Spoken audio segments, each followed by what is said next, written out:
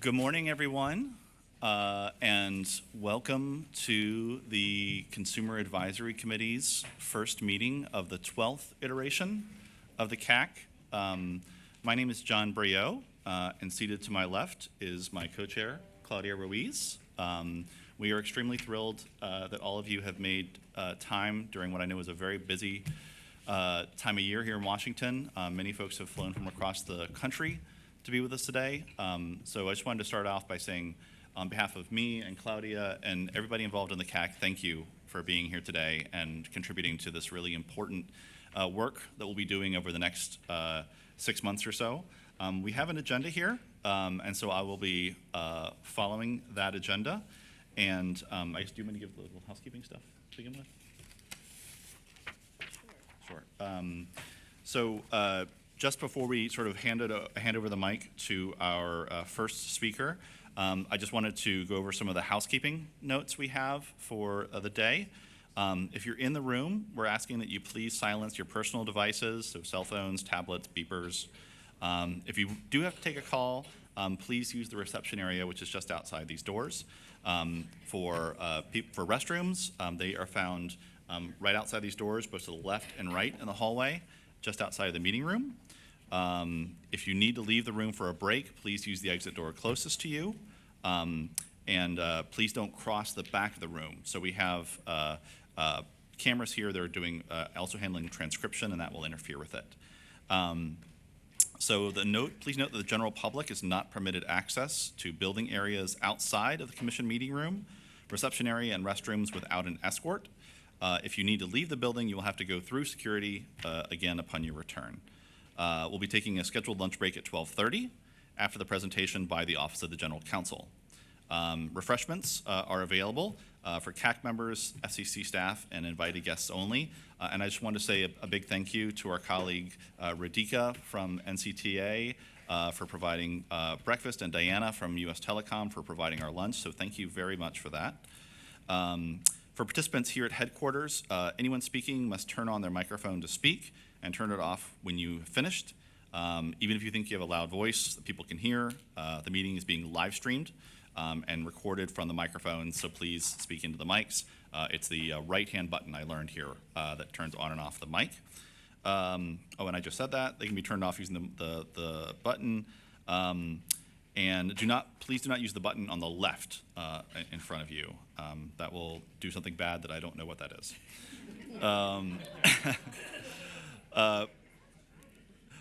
So just note that the position of the microphones can be adjusted, but only be lifted by the base. So I guess adjusted up here. The meeting is open to the public, and participation is welcome and encouraged. And if you have a question that you'd like to ask, please signal that by putting your tent card like this. We will also have runners in the room with note cards that will be collecting questions you'd like to submit that way as well. The committee will open the floor to take questions and comments from the public towards the end of the meeting in the afternoon. The audience attending in person can submit questions or comments via index cards, which are available in the back of the room. Back there? Yeah. And please hand those questions back to the individuals who will be attending the tables. And for anyone watching today's meeting via live streams, you are encouraged to submit your questions or comments to us via email. That email address is livequestions, that's live questions plural, @fcc.gov. Great. So now the housekeeping is out of the way. I guess we will turn it over to Wes. Is that right, Carr? Yes. Correct.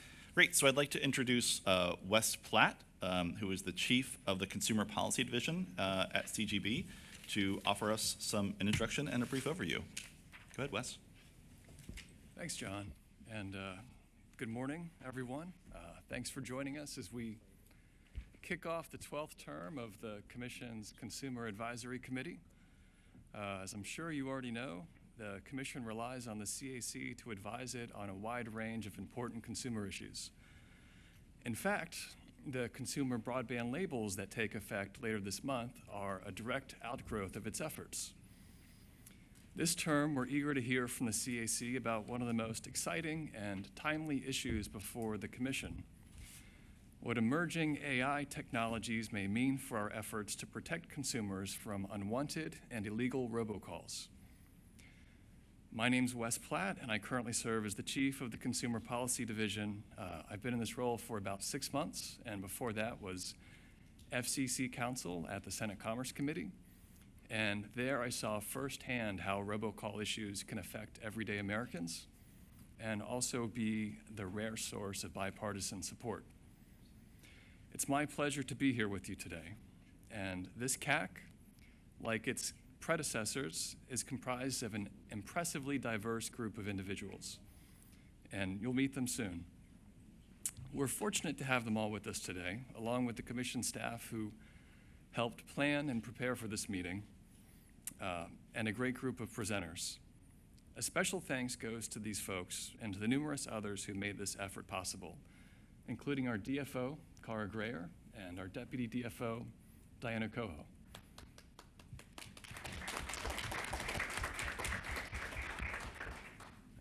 Before we call the meeting to order, I want to extend a warm welcome to Commission leadership.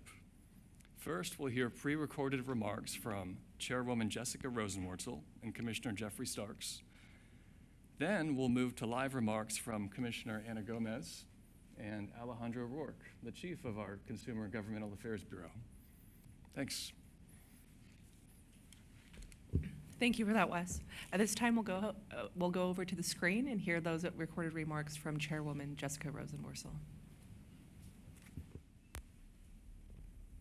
Good morning and welcome to today's meeting of the FCC's Consumer Advisory Committee. Now savor that moment, because from here on out, I am going to call this group what I've always called it and what everyone has always called it, so welcome to the CAC. Now, this is not just any meeting of the CAC. It's the first gathering since this committee relaunched. I regret that I couldn't be with you in person because I'm traveling, but I wanted to let you know how much I value this committee and how much I look forward to working with every one of you. Now, before we get into the substance of what you'll be working on, there are a bunch of people that I need to thank. First, let me thank your co-chairs, Claudia Ruiz and John Brayel. Now, this is a dynamic leadership team, and they bring together tons of energy and expertise. Next, thanks to all of you for volunteering your time to serve on this committee. We've assembled a diverse group of members representing a wide range of trade associations, government agencies, nonprofits, private companies, academics, and individuals thoroughly committed to consumer issues. I know your time is very valuable, and I am so grateful that you are spending it with us. I'd also like to thank the members of the FCC staff who do a lot of work to support the CAC. In particular, I want to recognize Kara Greyer from the Consumer and Governmental Affairs Bureau, who is running point on the CAC from the Commission side, as well as Diana Coho, who will be serving as her deputy. In the past, the agency has relied on the CAC to advise it on a number of cutting-edge consumer issues. This CAC's biggest job will be focusing on the most cutting-edge topic of them all, artificial intelligence. Specifically, you'll be looking at opportunities and challenges that AI presents for combating unwanted robocalls. And I'm pleased to report we've already done a lot of the groundwork, so you guys can get a running start. The FCC began to explore the impact of AI on calling activities in a notice of inquiry from November of last year.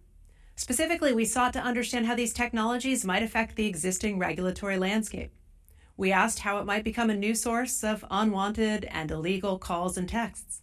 But we also asked how AI could be used to recognize and stop these junk calls and texts before they ever reach us on our phones and in our homes. By February, we had seen enough to take action.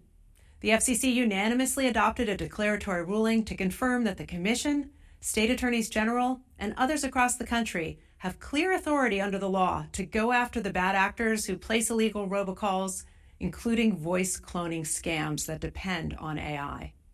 Now, this came on the heels of a robocall placed during the New Hampshire primary that mimicked the president's voice and offered false information about where and when to vote. We were able to stop the provider from carrying this junk, and the New Hampshire Attorney General was able to go after the individual behind the calls. That's a good start, but we recognize there is so much more to do. And that is why today the Commission requests that the CAC create a working group and issue a report focused on examining the uses of AI in calls and text. So here's a few things we'd like for you to work on in that report. We'd like to hear about ways we can prevent AI from being used by bad actors, and ask that you recommend ways that AI can be used to protect consumers and ensure that people with disabilities can still use the AI technologies they need to make calls and send texts. Okay, that's a lot, but looking at the roster of talent in the room, I know you're up to the job. And remember this, if you do your jobs well, that could mean fewer unwanted robocalls for all of us. I think that's more motivation than any recorded message could ever provide. So good luck, and thank you again for your service. At this time, we're going to have a change up a little bit in the agenda, and we're going to go over and hear some remarks from Commissioner Ana Gomez, who is here in the room and joined us in person.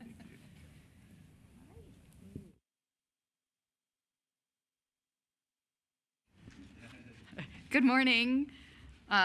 Thank you, CGB Chief Rourke and staff and Wes and everybody, the DFOs, the deputy DFOs, everybody, and the Consumer Advisory Committee for the kind invitation to meet the CAC and introduce myself to your important group. First of all, thank you for your service in this important advisory committee. Your expertise, your experiences, your advocacy as leaders in communications are critical assets to the Commission. It is a pleasure to see you all. As you might know, I'm the newest commissioner at the FCC. Like Wes, I've been in the job for 6 months now, and I can't believe it's already been half a year. During this time, I've learned a lot. As commissioner, I'm focused on how technological innovation can benefit all consumers for economic prosperity and security. I want to make sure that all consumers, especially those that have been historically left behind, are served and informed about the FCC's actions. So I'm focused on understanding how the FCC's actions impact consumers and where outreach, education, and engagement can make a difference in their lives. In short, I want to help empower consumers through communications. I look forward to opportunities to share pertinent information with consumers and to collaborate with all stakeholders on consumer outreach. One of the ways in which I've begun to share information with consumers is by providing some of my statements at open commission meetings in Espanol. I do this for the items that most impact consumers. I think deeply about how each item will impact consumers and whether sharing a statement in Spanish can enhance the agency's ability to reach them in a meaningful way. Some of the topics that I've discussed in Spanish include the FCC's work on robocalls and robotexts, broadband and maternal health, multilingual emergency alerts, the implementation of the Safe Connections Act, preventing digital discrimination, open internet, and the launch of the Cybersecurity Cyber Trust Mark program, among others. Another way in which I engage with consumers is by hosting cafecitos. A cafecito is a common term in Colombia, where I'm from, that describes sharing a cup of coffee with a friend. My office hosts cafecitos to build relationships with organizations representing historically underserved communities and to learn about the communications and media issues that matter to them.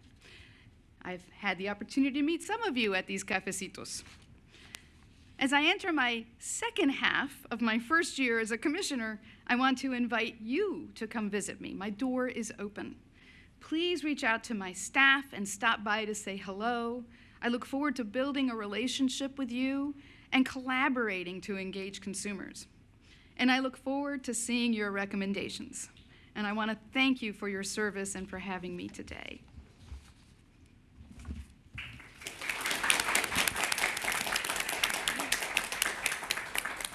Thank you so much, Commissioner Gomez. Next, we will hand over the microphone to Commissioner Brendan Carr.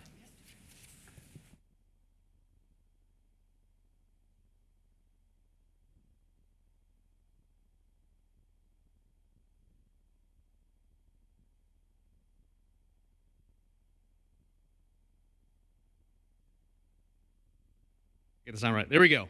You think after a couple years in this job, I would figure this out. Usually speaking is not my problem. It's usually stopping speaking that is, but I'll get used to this. But thank you so much to all of you. So good to see most of you again. and thank you for agreeing to serve as we get this CAC going again for another term here. It's sort of like a pie eating contest where, if you win the pie eating contest, the prize is more pie. And for those of you that have served on past CACs, you know exactly what I'm talking about. You all have, obviously day jobs that are very, very demanding. And so I appreciate you taking the time to do this because it's very important. If you look back over the last couple of CACs at the work that this body has done, many of you, it's been really important, from illegal robocalls to illegal texts, looking at issues with ACP. There's been a lot of work that you all have done, broadband labels, that is fed directly into the FCC's work and therefore directly into the Federal Register. So I think you should feel good about the contributions that this particular group has done. It really has translated into smart policy. And as you get going on this latest version of it, you obviously have a full docket. AI, as we've heard about, is going to be one that the chair has asked you to look at. I think that's important. And I think it's one where we need to try to find, as a government, what I would describe as sort of the middle bowl of porridge from a regulatory perspective, which is, I think, AI being new, there could be an impulse to over-regulate it, to take too heavy-handed of an approach early on, which I think would be a mistake. But at the same time, I think having no guardrails at all is not the right path forward. So I think we had to find a balanced approach that avoids having no guardrails at all, but doesn't go too far. And so I think that's important as we make sure that this technology develops, that it does so consistent with our view of the public interest. Robocalls is a perennial issue. Obviously, you'll get to continue to work on that, I'm sure, and perhaps there is a way to leverage AI to help us as we do that. Newly is going to be ACP wind down. We've been obviously providing a lot of information at the FCC about that, but this is going to be a significant lift from a consumer-facing perspective in terms of education and assisting with the transition. It's coming up very fast, so I don't know there'll be a lot of time for this group to work on that per se, but I think that's one that, from your all's perspectives and stakeholders, it's important that you pull in the information that you're hearing, push it up to the FCC, and maybe we can take some quick action to try to help smooth out the transition that's to come. But with that, again, I just want to express my thanks and appreciation to all of you for your work, particularly for those of you that have continued and signed up for another round of this. But it is meaningful work, it's important work, and I'm glad that you all are doing it. So thanks so much for letting me say a couple words. Thanks.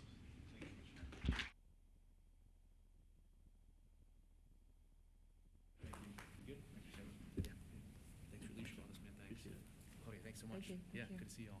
Thank you very much. Appreciate it. Thank you, Commissioner Starks, for those remarks. At this point, we're going to go ahead and turn back to our screen, or to the screens that we have next to us, to hear a couple of remarks from Commissioner Starks. Hello, Consumer Advisory Committee members. It is a pleasure to virtually join you all here today. You all are kicking off the CAC's 12th term. Wow. Let's take a quick walk together down memory lane and revisit some of the most important issues that this committee has worked on. The CAC's first term was 2000 to 2002, over 20 years ago.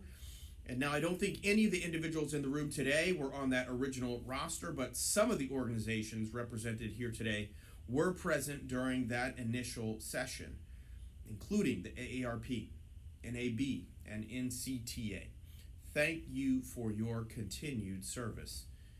Now, what recommendations did that very first group make to the commission? I found a December 10th, 2002 letter to the secretary in which the committee voiced its support for, quote, the creation of a national do not call list, which is easily accessible to consumers, close quote. Robocalls are still, of course, a live issue, but it's fitting that it was one of the CAC's first actions. And there can be no doubt that this committee has played a key role in helping the commission protect consumers from illegal and unwanted robocalls. In February of 2018, this committee wrote that, quote, caller ID authentication using shaken implementation of the STIR protocol presently is a promising solution to help address spoofing that leads to illegal or other unwanted robocalling, close quote. And so with that, you are one of the very first voices to call for the commission to support widespread adoption of stir shaken. Today, of course, it is industry standard technology mandated by the Commission and IP networks, and one of our very strongest tools in combating illegal robocall traffic. But robocalls aren't only the issue that the CAC has led on. CAC number 4 and 5, together covering 2006 to 2010, advised the Commission on numerous elements of the transition from analog to digital television standards, particularly on the important issue of consumer education and awareness. Beginning in 2016, the CAC worked extensively on consumer broadband disclosures, culminating in the broadband nutrition label that consumers will begin to see at any point of sale on April 10th, 2024, less than a week from today. And now, the chair has charged this iteration of the CAC with one of our very most important issues and thorny issues, truly AI. As I've said repeatedly, AI is a whole of government issue. We need to consider its implementation across sectors. We need to harness its promise and protect against its malicious uses. You all sitting here today are an integral part of this. We turn to you for your expertise, for your advice on consumer issues, and we've already seen examples of how emerging AI can affect consumer privacy and consumer protection. To return to the robocall space, you all will have seen our February 2024 declaratory ruling confirming that the use of voice cloning technology in calls and texts falls within the FCC's authority under the TCPA. But as the news shows every day, we've only scratched the surface on how these emerging technologies will affect consumers. And so, I'm glad that we have you all, a distinguished group, empaneled and engaged on these critical issues. I look forward to working with you, hearing your recommendations, both with regard to AI and the other issues impacting American consumers. I wish you all, of course, a productive meeting and a fruitful new term. Thank you all. Be safe and be well. So glad that the chairwoman and the commissioners were able to join us today and provide remarks. I think it helps to really set the tone for, I think, what we're going to be doing here over the next 6 months or so. I'd now like to turn the microphone over to my friend and colleague, Mr. Alejandro Rourke, who is the Bureau Chief of CGB. Wonderful. Thanks, John, and welcome all of you to the first meeting of the Consumer Advisory Committee. My name is Alejandro Rourke, and I am the Chief of the Consumer and Governmental Affairs Bureau. And it really is great to be in community with you all here in the beautiful new headquarters of the FCC. I think that for many of the folks in the room, this might be your first time in the building, so welcome. It's a pleasure to have you here. Thank you for being here in person. It's great to kind of be around a table and be able to kind of shake your hand, say hello, offer you a cup of coffee. Thanks for our friends that provided the coffee. As everyone in this room knows and understands, how important ensuring that the FCC has a reliable and consistent stakeholder engagement process to support the agency's policy and program functions.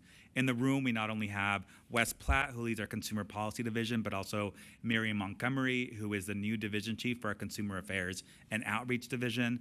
So you have officially met a blend of their incredible staff on the way in. But all of that is to say that it's a team effort here, and your input and perspective goes far beyond just this room and informs the way that the agency fulfills its mission. As the chairwoman noted, the CAC brings together a great diversity of viewpoints, and so we know that when you give us this input, it carries tremendous weight because it not only represents your perspective, but the perspectives and the lived experiences of the communities that you serve. Today, we ask for your input on one of the most cutting-edge topics and how it relates to a not-so-cutting-edge issue, which is robocalls and robotext. We know AI represents great promise and great concern in so many areas, including communications. So thank you for lending your considerable expertise in this critical area of focus for us. We're eager to get your input as we move forward in our AI proceeding. And we know your interest extends, I know, because I pushed, to ensure that you guys got a briefing on a lot of the other issues that we know are important and timely, again, for the communities that you all serve. And so we've been We'll see on the agenda, we're going to have some briefings on some of the key priority items that are moving, that are impacting communities on the ground. And I want to make sure that we leverage this time to ensure that you all have, you get to talk to policy experts from across the agency, so you can ask some questions, get to meet the faces behind the policy, and ensure that all of the consumers that we serve have the information that they need. So before we roll up our sleeves and get to work, I want to personally thank all of you for your commitment to this committee. It is no small effort to participate. There's a lot of behind the scenes effort. There's a few advisory committees that come out of CGB, so I know the amount of work, dedication, commitment, drafting, redrafting, collaboration that I think goes into, I think, a lot of the recommendations that you guys make. So again, thank you, and because we all know this is on top of your regular job. So none of you has to do this, and we greatly appreciate your presence on this important committee. So thank you again to our designated federal officer, Kara Grayer, Deputy Designated Federal Officer Diana Coho, and the staff and management of CGB, including the Consumer Policy Division, the Consumer Affairs and Outreach Division, and the Disability Rights Office, who helped mentor this new CAC and this new team of folks that are running this committee. So thank you, very special thank you to DRO for all of their help. And thank you in advance to all of our speakers, including the commission leadership. So with that, I just want to say a personal thank you to both Claudia and John for volunteering your time, talents, and efforts to help wrangle all of us on this very important topic. We appreciate your willingness to take the helm, and we know that you're in great hands. So thank you, guys, and I will be here for the rest of the meeting, so we'll have plenty of time to chat.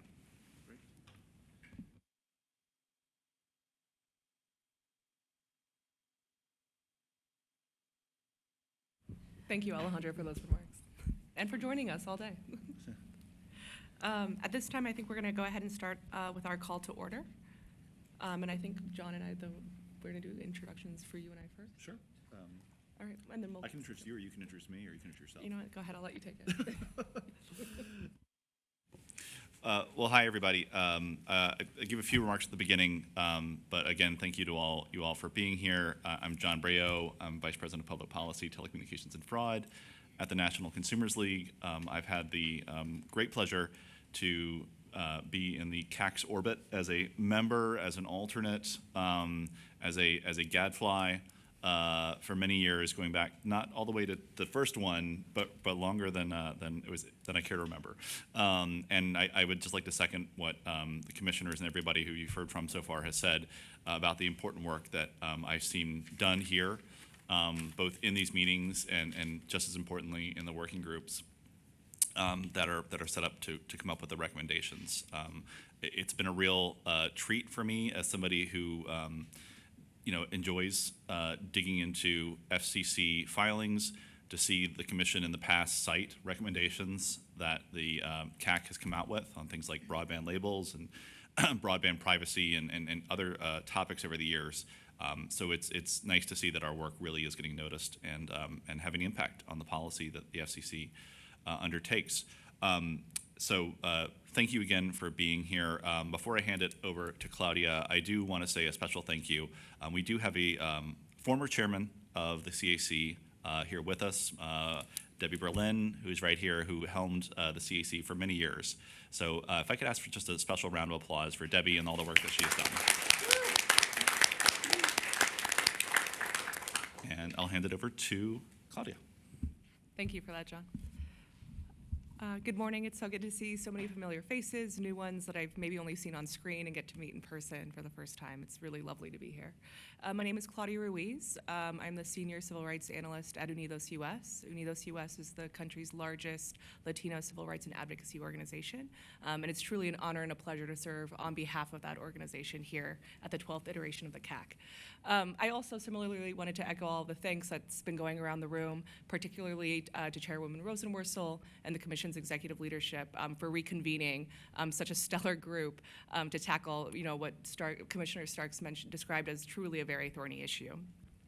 I also want to thank the Consumer and Governmental Affairs Bureau and its chief, Alejandro Rourke, and in particular, Carr and Diana Coho, and our designated federal officers who have all worked tirelessly to bring us all together here. And I can personally say the amount of logistics that goes into it is something that we'd never be able to do on our own. So without you guys, this wouldn't necessarily be possible. I also specifically wanted to thank my co-chair and friend, John Brayo, whose wealth of experience, expertise, and wisdom has been and will continue to be invaluable throughout this process. I would like to think that we're all very lucky to have him as a co-chair. And finally, I wanted to thank all of you. Like everyone said, I know it's a heavy lift to join these kinds of committees and a lot of the work and energy and effort that goes into developing the recommendations that we're tasked with. The Commission has assembled a truly remarkable advisory committee of seasoned experts and leaders in everything from telecommunications to technology policy. But I think the one thing that unites us all is a shared passion and commitment to advancing the interests and rights of consumers. As everybody has kind of mentioned already, there's so much potential, but also very many unknowns related to AI. And our charge related to robocalls, texts, messages, and the intersection with AI is something that could not have come at a better time. So with that, I'm thrilled and I'm really pleased and honored to be able to roll up my sleeves alongside all of you and get down to work. So I think with that, we're going to go ahead and do roll call, which I'll pass over to Carr Greyer. Great.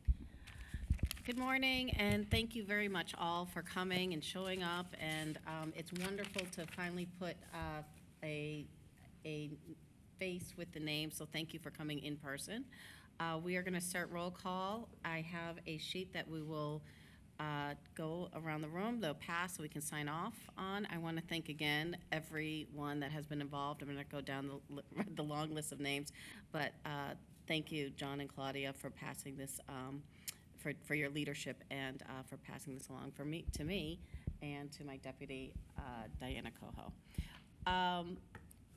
If we could just go around the room as a commitment to the disability community, if we could describe ourselves, I will begin with this. And for those who may have sight issues, it would best, and we've been requested to describe ourselves.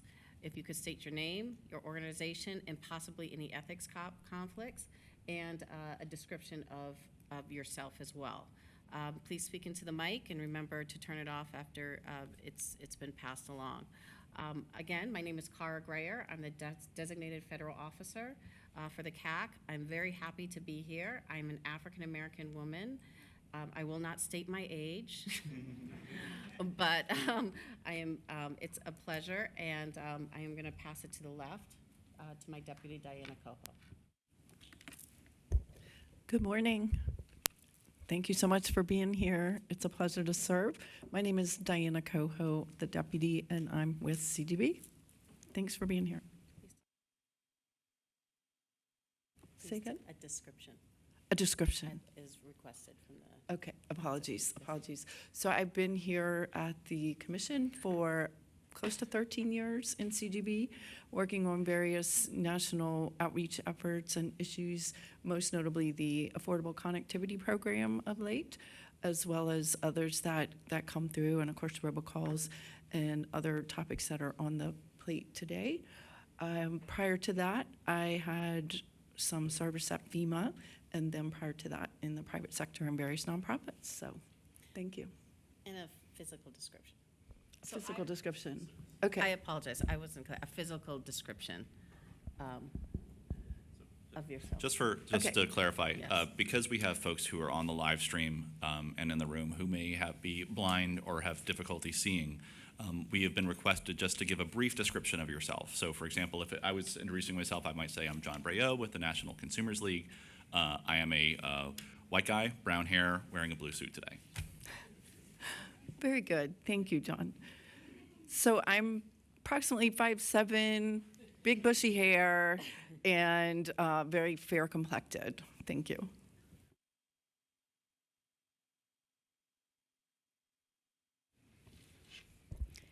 Hi.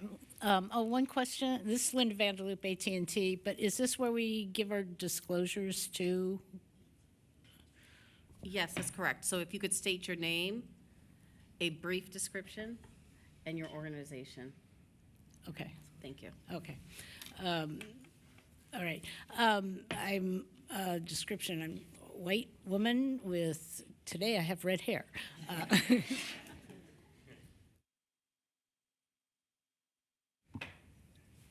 Good morning.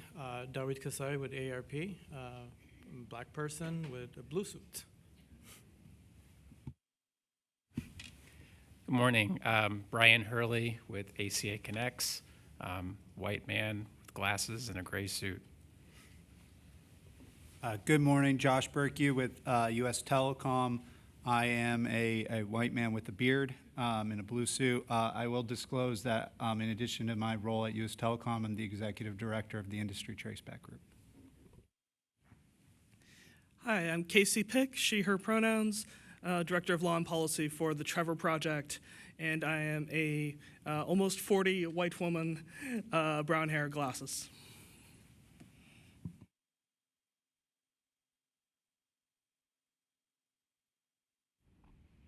Can you hear me? Okay, great. My name is Anne Marie Killian, and I am the CEO for TDI for Access. I am a tall, meadowlark lemon woman with long brown hair and glasses, white female, middle age, and I'm thrilled to be here. Thank you.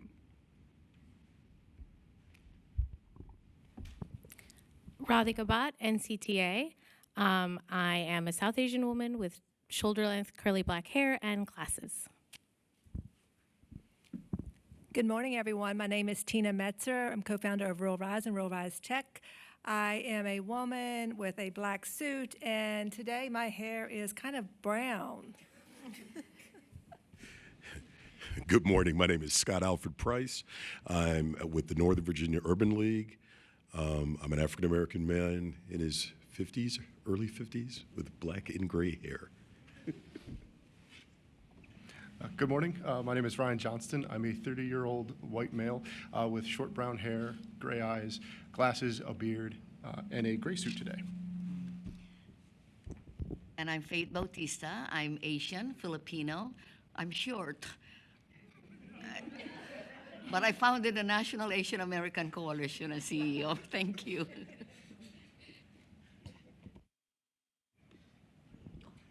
Good morning. I'm Debbie Berlin with Project Goal, which is the project to get older adults online, which works to promote broadband adoption and also to work on the benefits of technology for the aging community. I also have Consumer Policy Solutions, which works on consumer and disability issues, and want to disclose that in 2023, clients included the Consumer Technology Association and AT&T, and this year AT&T. Thank you.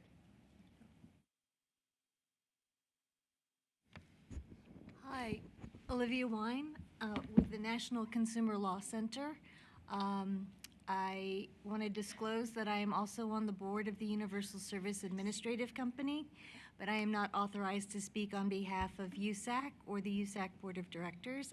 I'm here solely in my capacity as a senior attorney at the National Consumer Law Center. I am a height-challenged Asian female with very, very short black hair that is starting to go gray. Oh, wait, I'm sorry. Debbie Berlin forgot to say what she looked like. I'm sorry. I am also height challenged. Stick with me, Olivia. A white woman with blondish hair, and I'm wearing a blue suit today. Thank you. Sorry about that. Too much to talk about. Good morning. My name is Mitsuko Herrera. I am here representing NATOA, which is an association of local government, telecommunications, cable advisors, officers, digital equity, and broadband. I also work for Montgomery County, and I handle policy planning, special projects, and I run the digital equity and the AI, AR programs. I do not have conflicts to disclose today. I am a mixed race, woman who uses she, her pronouns. I am in my early 50s, and I have brown hair, and today I'm about 5'8". I'm not among the height challenged as a person of mixed parentage. And I have wearing red lipstick today to match my red outfit. Good morning. My name is Liliana Rañón. I'm with the National Association of Broadcasters. I am a petite Hispanic woman, part of the Height Challenge Club in this corner over here. I'm wearing a salmon-colored sweater with a blue dress and glasses, and I don't have any conflicts. Good morning. My name is Ellie Bassett. I am here on behalf of LGBT Technology Institute. I am a also short woman with dark hair wearing a blue striped shirt, and I'm really happy to be here with you all. Right. Hi, I am Katie McAuliffe. I'm with the Information Technology Industry Council. I might be short, depending on the day. Yeah, no, I don't know. The Irish won out, so long red hair and green eyes. Is that everything? Okay. Good morning, Lily Beth Genghis. I'm the Chief Technology Community Officer at the Caper Foundation. I'm here with Caper Center. I'm a Latina woman, also part of the High Challenge group in this quarter, with short hair, wavy hair, black suit, and top with a little lace. Great to be here. Hi, everyone. I'm Lindsay Stern. I'm attorney and policy manager with Encompass, which is the Internet and Competitive Networks Association. I am a woman with long, brown, curly hair, and I'm wearing a black blazer. Good morning, everyone. My name is Francella Ochillo. First, with my description, I have cinnamon skin. I always have poofy hair. And if I wear my hair down at the airport, people ask me if I know Oprah Winfrey. So, okay. And then for my affiliations, I am a fellow at Georgetown University. I am detailed to a subcommittee in Congress on Energy and Commerce's Innovation, Data, and Commerce's subcommittee, but I do not speak for anyone in Congress in any capacity and are not representing their views. And any issues that come in direct conflict with what I work on, I'll be recusing myself. So thank you, and congratulations, Claudia and John. And I am, let's see, make sure that's on. Yeah. I am Mickey Slimp. I'm representing the Deep East Texas Council of Governments. That's a group of about 12 counties in the southeast corner of Texas, rural counties along the Louisiana border.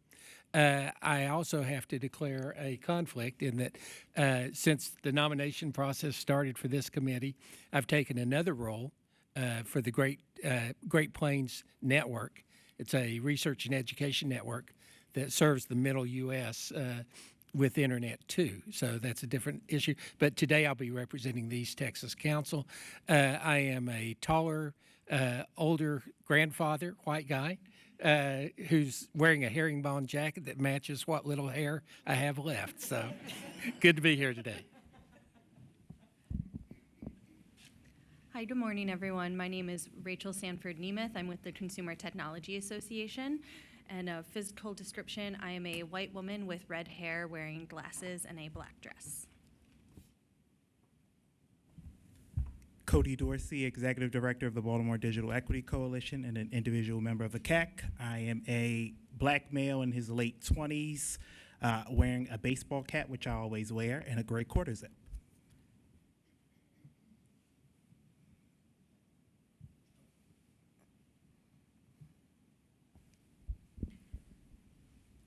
Wes Platt. I'm a white guy in a blue suit in his early 40s.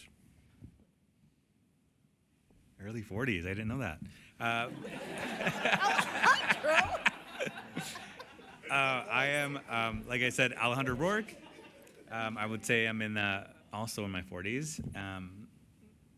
Latino, wearing a striped red and blue tie, blue suit. Happy to be here.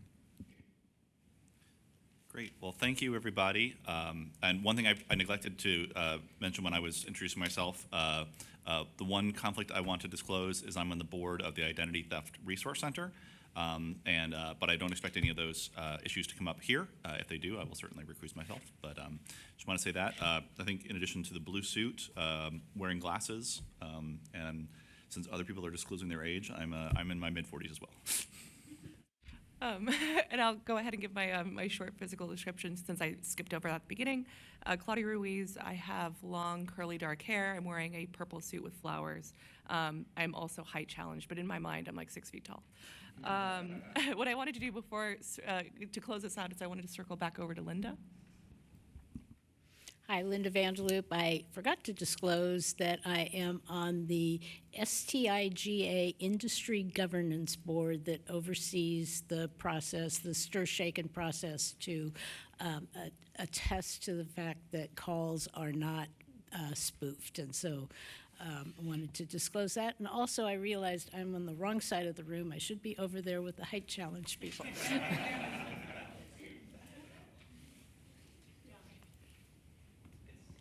Hi, and I also have additional information to disclose. I am on the board of directors of the National Consumers League, and I am also on the board and an officer of the Future of Privacy Forum. Thank you, Debbie. Hey, John. Yes. Sorry. Brian Hurley from ACA Connects. I forgot to disclose I'm ACA Connects alternate on the STIGA Board of Directors. Fantastic. Thank you. Anybody? I see. Francella, did you want, or I saw, or you still have your mic still on? Oh, sorry. Never mind.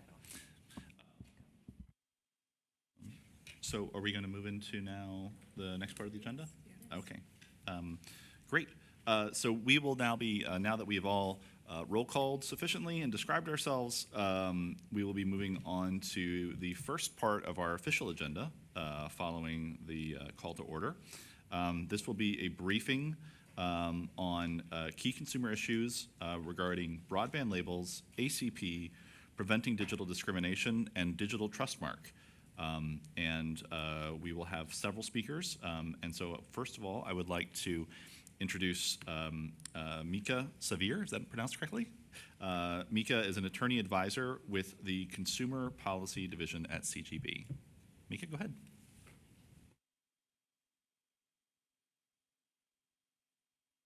Sorry. Thank you.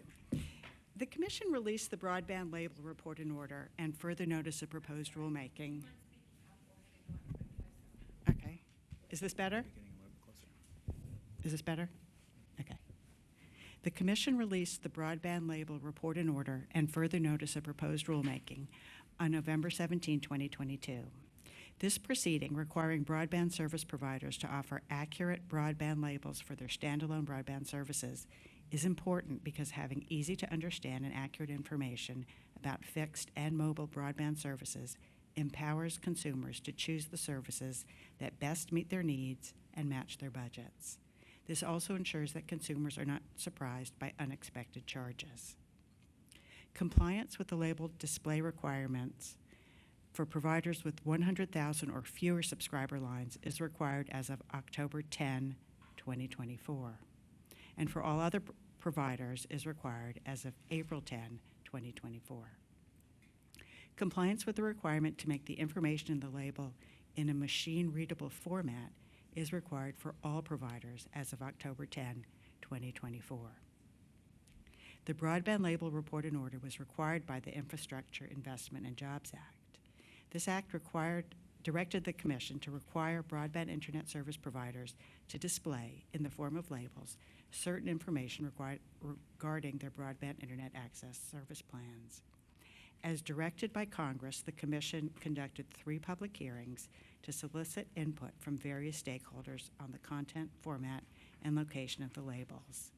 The Consumer and Governmental Affairs Bureau also sought recommendations by the Commission's Consumer Advocacy Committee. Advisory Committee, the CAC. The Commission received over 70 comments in response to the notice of proposed rulemaking. The broadband label requirement excludes enterprise service offerings and special access services because they are not mass market retail services.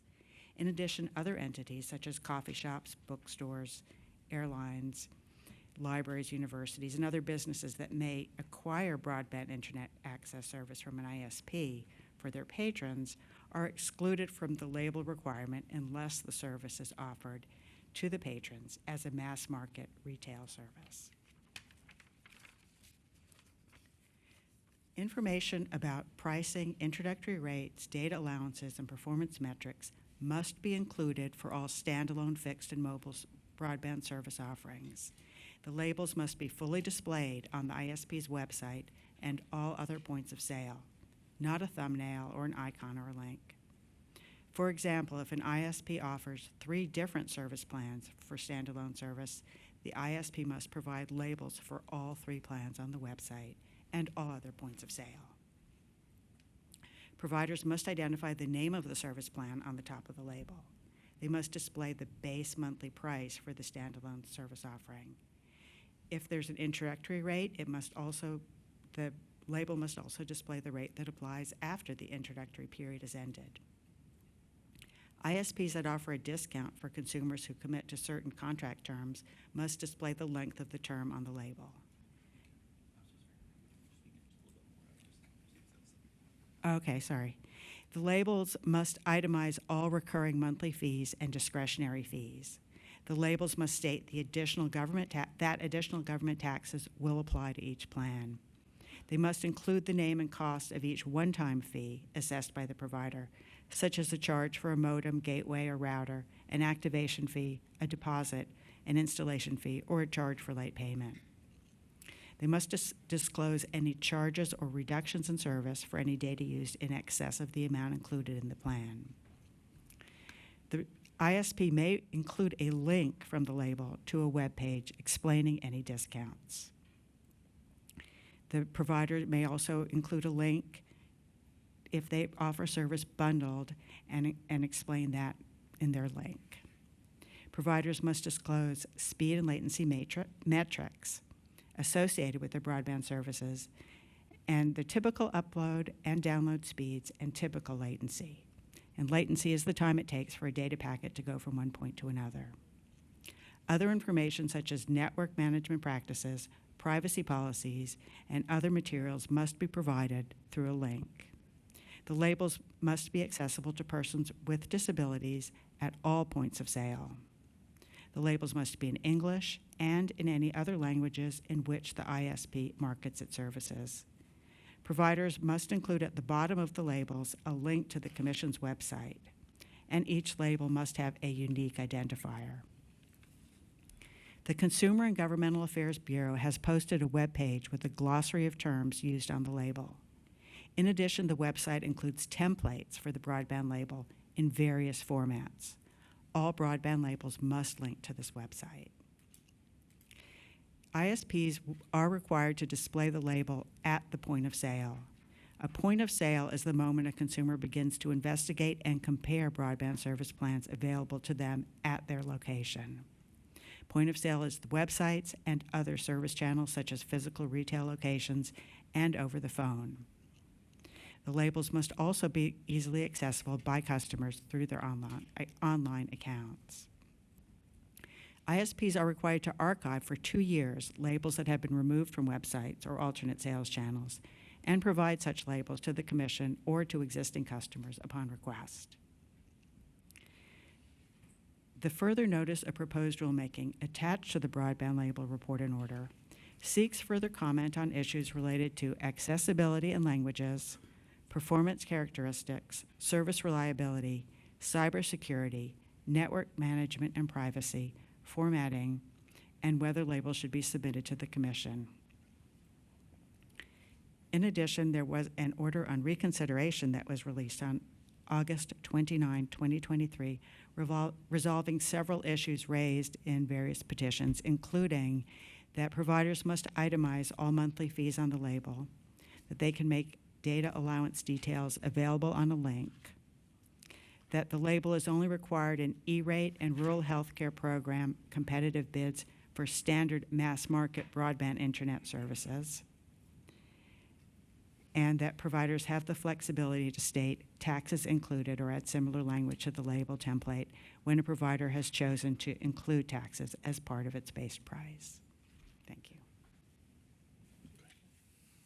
Thank you for that background and overview, Mika. At this time, I'm going to hand it over to for our next set of remarks on preventing digital discrimination. I'll pass it over to Dewana Terry, who's a special advisor to Chairwoman Jessica Rosenworcel, and she's going to join us remotely by video.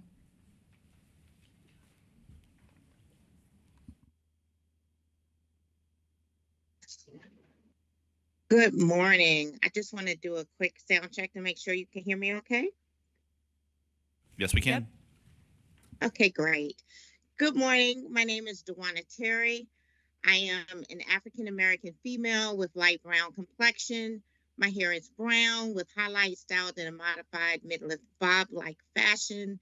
I am wearing an animal print jacket with a black blouse and have black rimmed glasses. At the FCC, I serve as the special advisor to Chairwoman Rosenworcel and as the director of the Office of Workplace Diversity. I thank my colleague Alejandro Rourke and his team for the invitation to participate, and am pleased to have the opportunity to give greetings. In February 2022, Chairwoman Rosenworcel established the FCC Task Force to Prevent Digital Discrimination to lead the FCC's implementation of Section 60506 of the Bipartisan Infrastructure Law regarding the prevention and elimination of digital discrimination. Chairwoman Rosenworcel entrusted me and my colleagues, Sanford Williams and Alejandro Rourke, with leadership of the cross-agency task force. Much of the policy work flowing from the FCC's Combating Digital Discrimination Initiative is reflected in the GN docket number 22-69 proceeding. This proceeding, initiated by a March 2022 notice of inquiry, at its core, focuses on how to prevent and eliminate digital discrimination and how to ensure that all people of the United States benefit from equal access to broadband internet access service. During the course of the task force's work, a host of interested stakeholders, including local, state, and tribal government representatives, public interest advocates, academics, service providers, and others from the private sector, met with us and/or participated in the proceeding. To this end, we were presented with diverse and varied views about broadband access experiences, stories of perceived challenges, failures, and successes, and also current efforts and strategies, lessons learned, and proposed solutions. The task force also proactively worked to facilitate opportunities to hear perspectives and lived experiences of consumers across the nation. In November 2023, the Commission adopted final rules to prevent digital discrimination of access to broadband services based on income level, race, ethnicity, color, religion, or national origin. It also adopted model policies and best practices that will support states, local, and tribal governments in their efforts to combat digital discrimination. On today, with these greetings, my goal is twofold. First, to acknowledge contributions to the FCC's Combating Digital Discrimination work from those who responded to Chairwoman Rosenworcel's 2022 call to action for input from stakeholders far and wide. Your input has been informative and valued. Second, to encourage those who've been collaborating with us to continue to do so. And for those who to date have not participated, to consider joining the journey and the work. As the Commission furthers its efforts, it is hoped that all stakeholders, including consumers, will engage and share their perspectives and lived experiences. By doing so, you will help inform our ongoing work of understanding and identifying when, where, and why digital discrimination occurs, and ultimately provide support for our efforts to prevent and eliminate digital discrimination. I now have the pleasure of introducing Lisa Wilson Edwards. She is an Associate Bureau Chief in the FCC's Wireline Competition Bureau and will give a presentation about the Commission's November 2023 report and order. Thank you for your time and attention. Thank you for your continued support. Thank you for all the work that you will do going forward. And with now, Lisa, I pass my virtual mic on to you. Thank you, Duana. Thank you so much, Duana. And it's been a pleasure to work with you and work with the task force to advance the Commission's objectives with respect to digital discrimination. So thank you for your good work over so many, many months. My name is Lisa Wilson Edwards, and I'm an Associate Bureau Chief in the Wireline Competition Bureau. And I'm very happy today to present to you highlights of the Commission's recently adopted digital discrimination rules of access. Next slide. So to understand the FCC's new digital discrimination of access rules, it's important to understand the statute from which it arises. The rules arose out of the 2021 Infrastructure Act, where Congress made findings pertaining to the country's digital divide. The Congress's findings include recognition that access to broadband is essential to modern life, that the digital divide is a barrier to the economic competitiveness and distribution of public services, that the digital divide adversely affects rural, low-income, and minority communities, that increased competition for broadband can promote affordability and greater options, and the onset of the pandemic underscored the importance of broadband to families in particular. Next slide. So Section 60506A of the Infrastructure Act is a statutory provision pertaining to digital discrimination. And it starts with a statement of policy that insofar as technical and economically feasible, subscribers should benefit from equal access to broadband. And equal access means an equal opportunity to subscribe to a service that provides comparable speeds, capacities, latency, and other quality of service metrics, and that the FCC takes steps to ensure that all people benefit from equal access to broadband. Next slide.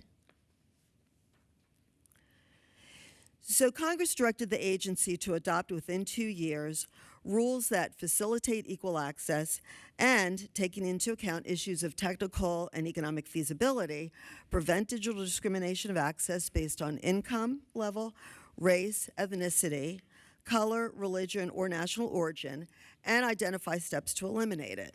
Next slide. Congress also directed the Commission to develop model policies and best practices for states and localities to address digital discrimination. Next slide. So what happened next? Well, the Commission went to work.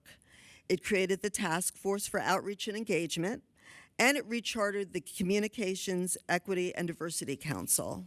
It issued, as Duana indicated, a notice of inquiry and a notice of proposed rulemaking that generated many comments and replies from industry and community stakeholders and others.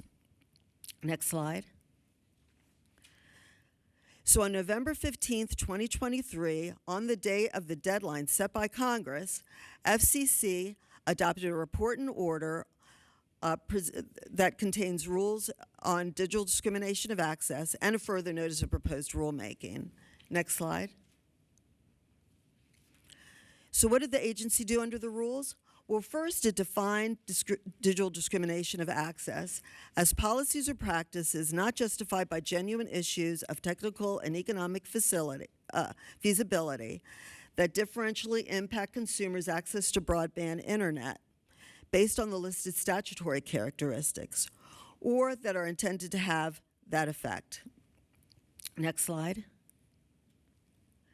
The definition provides the scope of conduct that falls under the rules, and that conduct is any conduct that's done intentionally to discriminate and causes consumers to be deprived of equal access, and any conduct that arises from a facially neutral policy or practice that has a disparate impact on consumers, in that it deprives consumers in low-income, rural, and minority communities equal access to broadband. And where that's the case, companies will have an opportunity to demonstrate issues of technical and economic feasibility that contributed to the disparate outcome. Next slide. So what does technical and economic feasibility go to? Well, the order addresses that. Both terms go to what's reasonably achievable by an entity based on prior success by covered entities under similar circumstances, so it may look to industry practice, or current conditions such as current technological advances or economic conditions. Next slide. So who and what is covered under the rules? Well, the covered entities include broadband providers and entities that facilitate and affect consumer access to broadband. Who are the covered consumers? They include current and prospective subscribers to broadband, which can include individuals, businesses, and organizations such as neighborhood associations. What are covered services? Well, it includes technical services such as deployment, terms and conditions of service pertaining to speeds, capacities, and data caps, for instance, and network infrastructure-related upgrades and maintenance. It also includes non-technical elements of service that contribute to equal access, such as deposit requirements, discount offerings, customer service quality, credit check requirements, account termination decisions, and service suspension, just to name a few. Next slide. There are other provisions in the report and order that you should be aware of. Congress required that the FCC revise its consumer complaint process, and the report and order does that.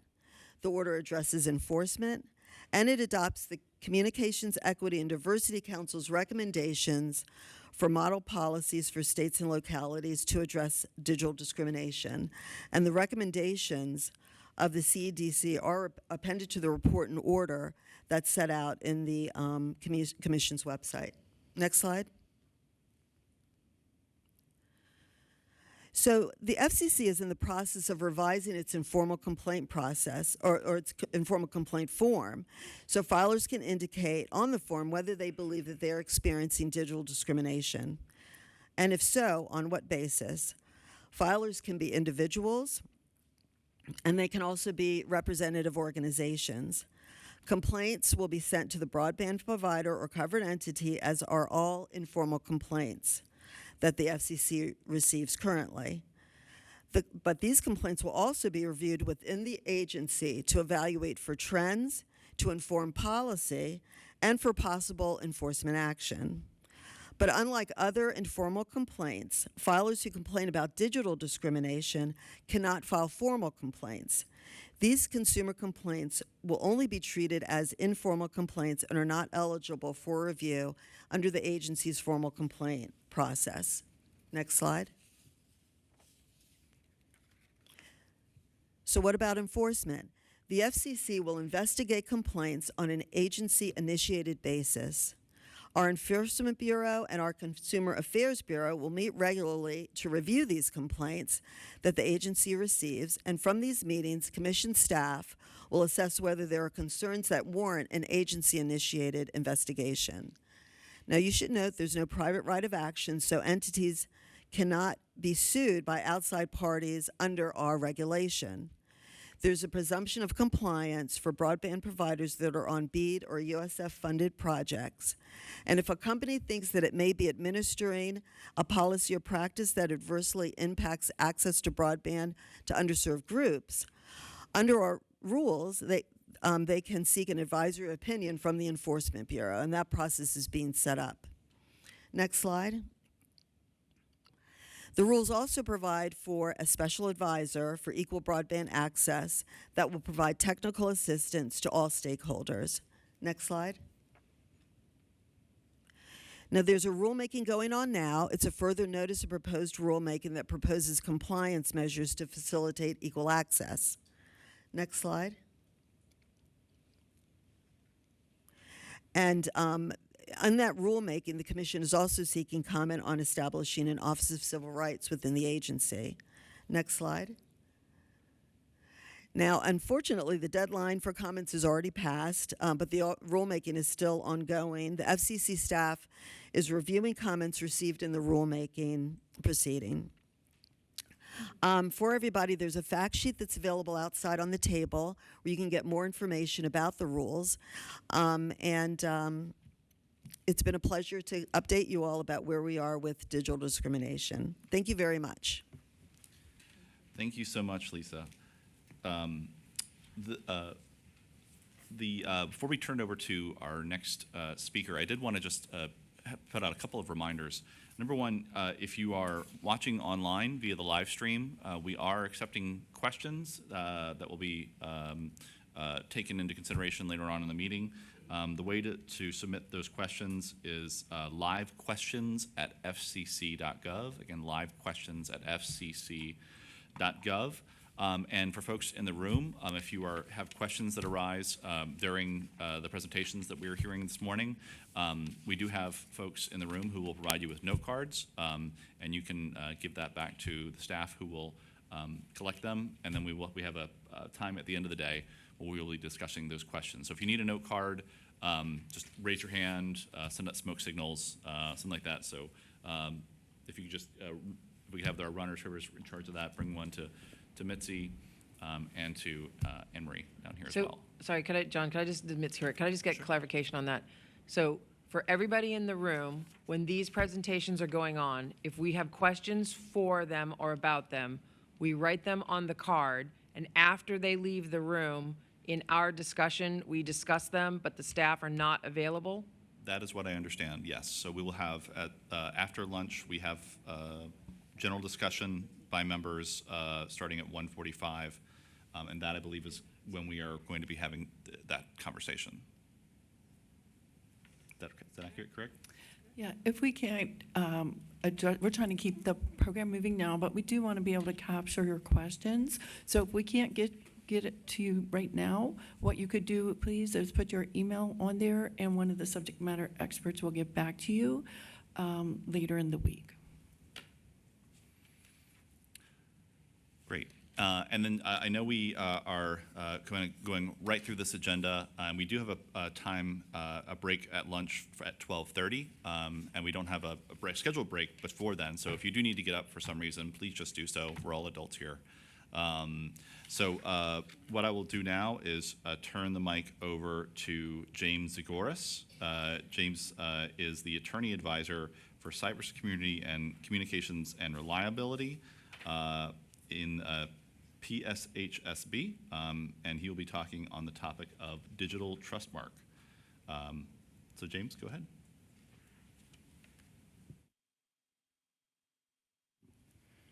Hello. Thank you all for having me. My slides, please, if they could be up. Excellent. So I am Jim Zaguris, and I'm here to discuss our voluntary cybersecurity labeling program for IoT consumer products. Next slide, please.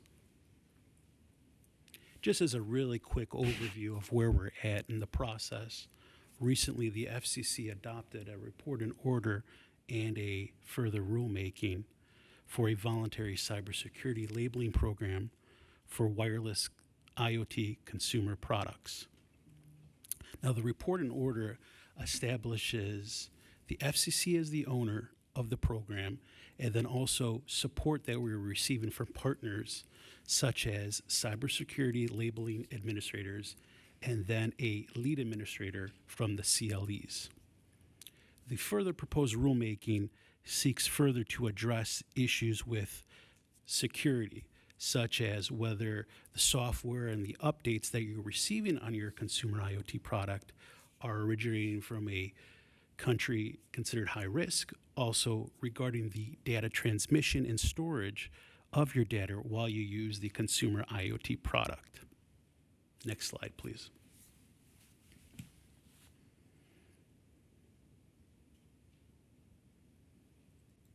Okay, again, for a really broad overview, this is a voluntary program. It is not mandated on our stakeholders. However, if you do choose participation in the program, then you must adhere to the parameters of the program. We are focusing on wireless consumer IoT products, which I will discuss in a couple other slides. The aim, or one of the aims of the program, is to provide consumers with a recognizable label that will help them identify an IoT product that they're considering for purchase that meets certain cybersecurity minimum standards. Next slide, please. And so, as I had mentioned, we're going to have partners assisting us in the administration of this program. We are going to have the cybersecurity labeling administrators, and they're going to be responsible for the day-to-day operations of the program. This will include accepting and reviewing applications from entities that want their product to bear the FCC trust mark. From this group of CLAs, we will have a lead administrator that will take more of a management role and coordinate with our stakeholders to make recommendations and further refinements for the program. Also, there will be cyber labs. The cyber labs are accredited and recognized by us so that they can test the consumer IoT product that is being submitted for consideration in the program. The cyber labs can belong to the CLA or they can be independent. We're allowing flexibility. Next slide, please. And so, what exactly are IoT products? So it's any type of device or component that receives functionality from being connected to the internet. Now, as a quick example, this morning I was counting how many IoT devices, and I got to 6 or 7 that we have in my household, and then I realized my 3-year-old was watching me examine the air fryer to determine connectivity. So I stopped. Clearly, IoT products are very prevalent in society today, and this will only continue. Examples of other IoT products such as home automation systems, smart thermostats, smart watches, fitness trackers. There's a whole slew of items that we're hoping to address with this voluntary program. Next slide, please. And so we have this label that will be granted to a program that meets the program parameters. This label is binary in that you either qualify to display the label or you do not. The label will have multiple components to it, the first being our cyber trust mark, which you can see in the upper right-hand corner. And then also it will have a QR code.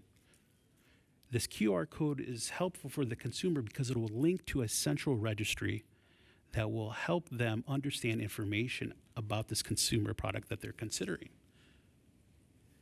Also, the label and the design will be determined by the lead administrator. We want to make sure that visibility and recognizability is easy for the consumer. Unfortunately, in my experience, when I purchase some products, it can be hard to find the instruction manual or information that I'm looking for.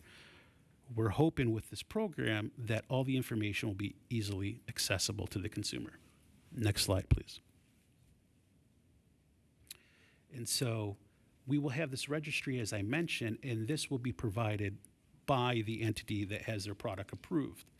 Information in this registry can include instructions such as changing your default password or possible configurations for your needs. Also, it can provide you details about software updates and how long the product can be supported for. Additionally, it can contain information such as the software bill of materials or the hardware bill of materials, so you have further transparency of the overall product that you're utilizing. Next slide, please. And so there is a process to get your product granted to bear the label. The first, an applicant, for example, manufacturer or possibly a licensee, submits their product to be tested by a cyber lab. Once they receive the results of the testing, then they will submit a formal application to one of the CLAs requesting approval to use the label. Once the CLA reviews the application and the supporting documentation, then the CLA will make the determination whether or not to grant use of the label to the entity. Next slide, please. IoT covers a very broad range of products, and so there are going to be certain exclusions that prevent products from being submitted to the program. For example, medical devices, which are currently regulated by the FDA, will be excluded from the program. Also, devices related to motor vehicles, they are regulated by the National Highway Traffic Safety Administration. They are excluded. We also have the FCC's covered list, and products that are on that list, and also products produced by entities on that list, are prohibited from being submitted into the application. Next slide, please. An exciting thing about this program is that we're going to have international recognition of our label. So we realize that our stakeholders operate in this global environment, and we don't want to further burden them. So we want to make sure that our program, our standards, are going to be recognized in other locations that they operate. So we've been working on this, and we'll continue to work on this international recognition. Currently, the U.S. had signed an agreement with the EU regarding not only our cyber trust mark, but other consumer labeling programs. Japan has also signed an agreement with us regarding to ensure interoperability with our labeling scheme and their projects. We also note that PSHSB, the FCC as a whole, the Office of International Affairs, will all continue to still work to make sure that recognition is occurring and adjust as needed. We're hoping that by having this program and having entities participate in this program, we're going to elevate global cybersecurity throughout. Next slide, please. As I'd mentioned, the report and order also included a further notice of proposed rulemaking. And so basically, we're trying to address further security issues or concerns. The first one is regarding the software and firmware and the updates that are associated with the IoT product. The next one is also about the data that is being collected and transmitted and how this will occur. We're looking forward to receiving comments from our stakeholders, with the comments, I believe, closing on April the 25th, and then, April 24th, and then our reply comments closing a month later. Next slide, please. If you have any questions, I'm Jim Zaguris. I can be reached at that number or email. I know you have your cards. I look forward to feedback. Thank you all for your time. Thank you so much for that presentation, James. And now we're going to head over to our last speaker in this section, and we're going to hear about the Affordable Connectivity Program wind-down process from Miriam Montgomery, Chief of the Consumer Affairs and Outreach Division at the CGB. Hello, everyone. Thank you for having me here, and I'm here to provide an update on the Affordable Connectivity Program. Again, my name is Miriam Montgomery, and I serve as the Chief for the Consumer Affairs and Outreach Division within CGB. As many of you know, the Affordable Connectivity Program, the largest broadband affordability effort in our nation's history, is on the brink of shutting down due to lack of funding from Congress. The ACP, which began in December 2021, offers eligible households a discount on their monthly bill, internet bill, and a one-time discount off the purchase of a laptop, desktop computer, or tablet. Today, more than 23 million households nationwide count on the ACP to get online and stay online. This includes vulnerable seniors, veterans, school-aged children, residents of urban, rural, and tribal communities. 23 million is equal to 1 in 6 households across the nation. Beginning in January of this year, the FCC announced that unless Congress provides additional funding, this month, April 2024, will be the last month households will receive the full benefit, the full discount, as they have in prior months. So for most, it's the $30 a month, and for those that live on qualifying tribal lands, it's $75 a month. Starting in May, ACP households will see changes in their monthly internet bill, and in May, the full program support will no longer be available. However, with limited funds available, some households that are enrolled in the program will receive partial reimbursements if their service provider offers that. May discount can range from $7 to $16 depending on who the internet provider is for a household. After May, the ACP will end and there will be no further benefits to households. This means millions of households nationwide are at risk of losing essential internet access.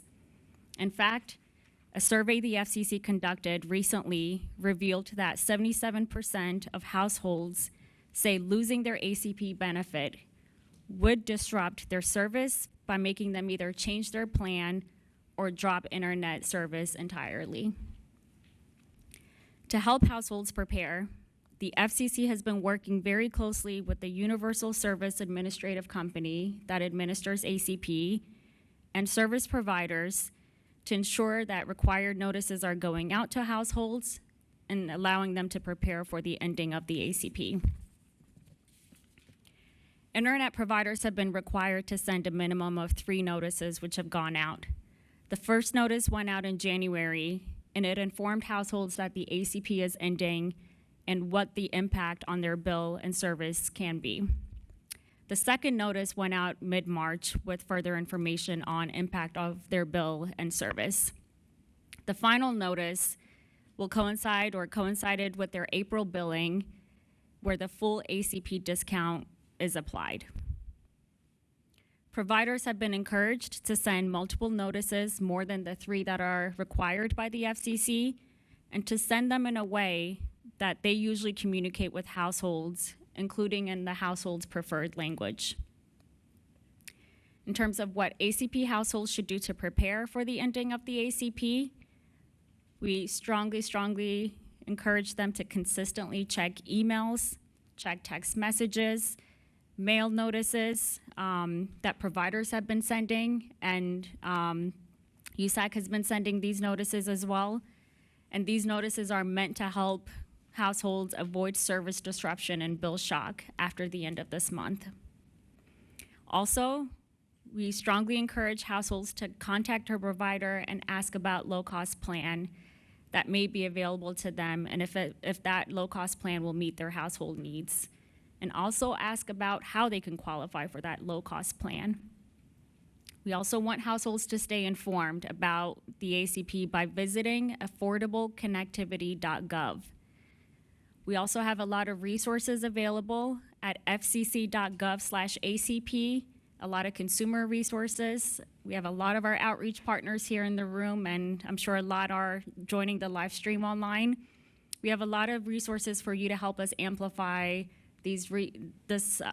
fact sheets, frequently asked questions, videos, really to make sure that all households, all 23 million plus households are getting the information and have what they need and the support that they need, not just at the FCC, but community level about how they, what they can do for this transition. Also, if households are having issues with their billing or service related to ACP, there's also a process for them to file a complaint, and there's a dedicated FCC Consumer Complaint Center, and that is consumercomplaints.fcc.gov. And just as a reminder, during the ACP wind down, internet providers are still responsible for following consumer protection requirements for the ACP. Thank you for your time. And for those that are here in the room, we have fact sheets available outside the commission room. Thank you. Thank you so much, Miriam. Go ahead, Alder. I also want to flag that just like we had a lot of agency support to help enroll consumers, Miriam and her team are available to do webinars, briefings, to help share materials. If you have any questions, please feel free to reach out to them directly. What is the email? acpinfo@fcc.gov. That is monitored constantly by dedicated staff. So again, if you have questions or would like our support, either on the ground or virtually to any of the communities that you serve, please just let us know. And we are still kind of walking side by side with you to ensure that consumers have the information that they need. Thank you, Alejandro. Thank you, Miriam, for the presentation. For one additional bit of housekeeping, there is a sheet going around the room for people to just initial your name as being in attendance here. So if you get that sheet as it goes around, please just find your name on the list and just initial next to your name, just so we know that you've been here. We're going to be moving now into our final presentation before we break for lunch. For folks who have been on the CAC in the past or other federal advisory committees, this will be familiar to you. For those of you who have not, this is a standard part of any FACA advisory committee where we invite folks from the Office of the General Counsel to come in and give us a briefing on FACA rules and records management. As a federal advisory committee, we do have to follow certain rules, and so OGC will be providing that. We have, first off, Doris Gamble from OGC, who will be presenting remotely, and then after Doris, we will turn to Paula Silberthal, who will also be presenting remotely. Thank you.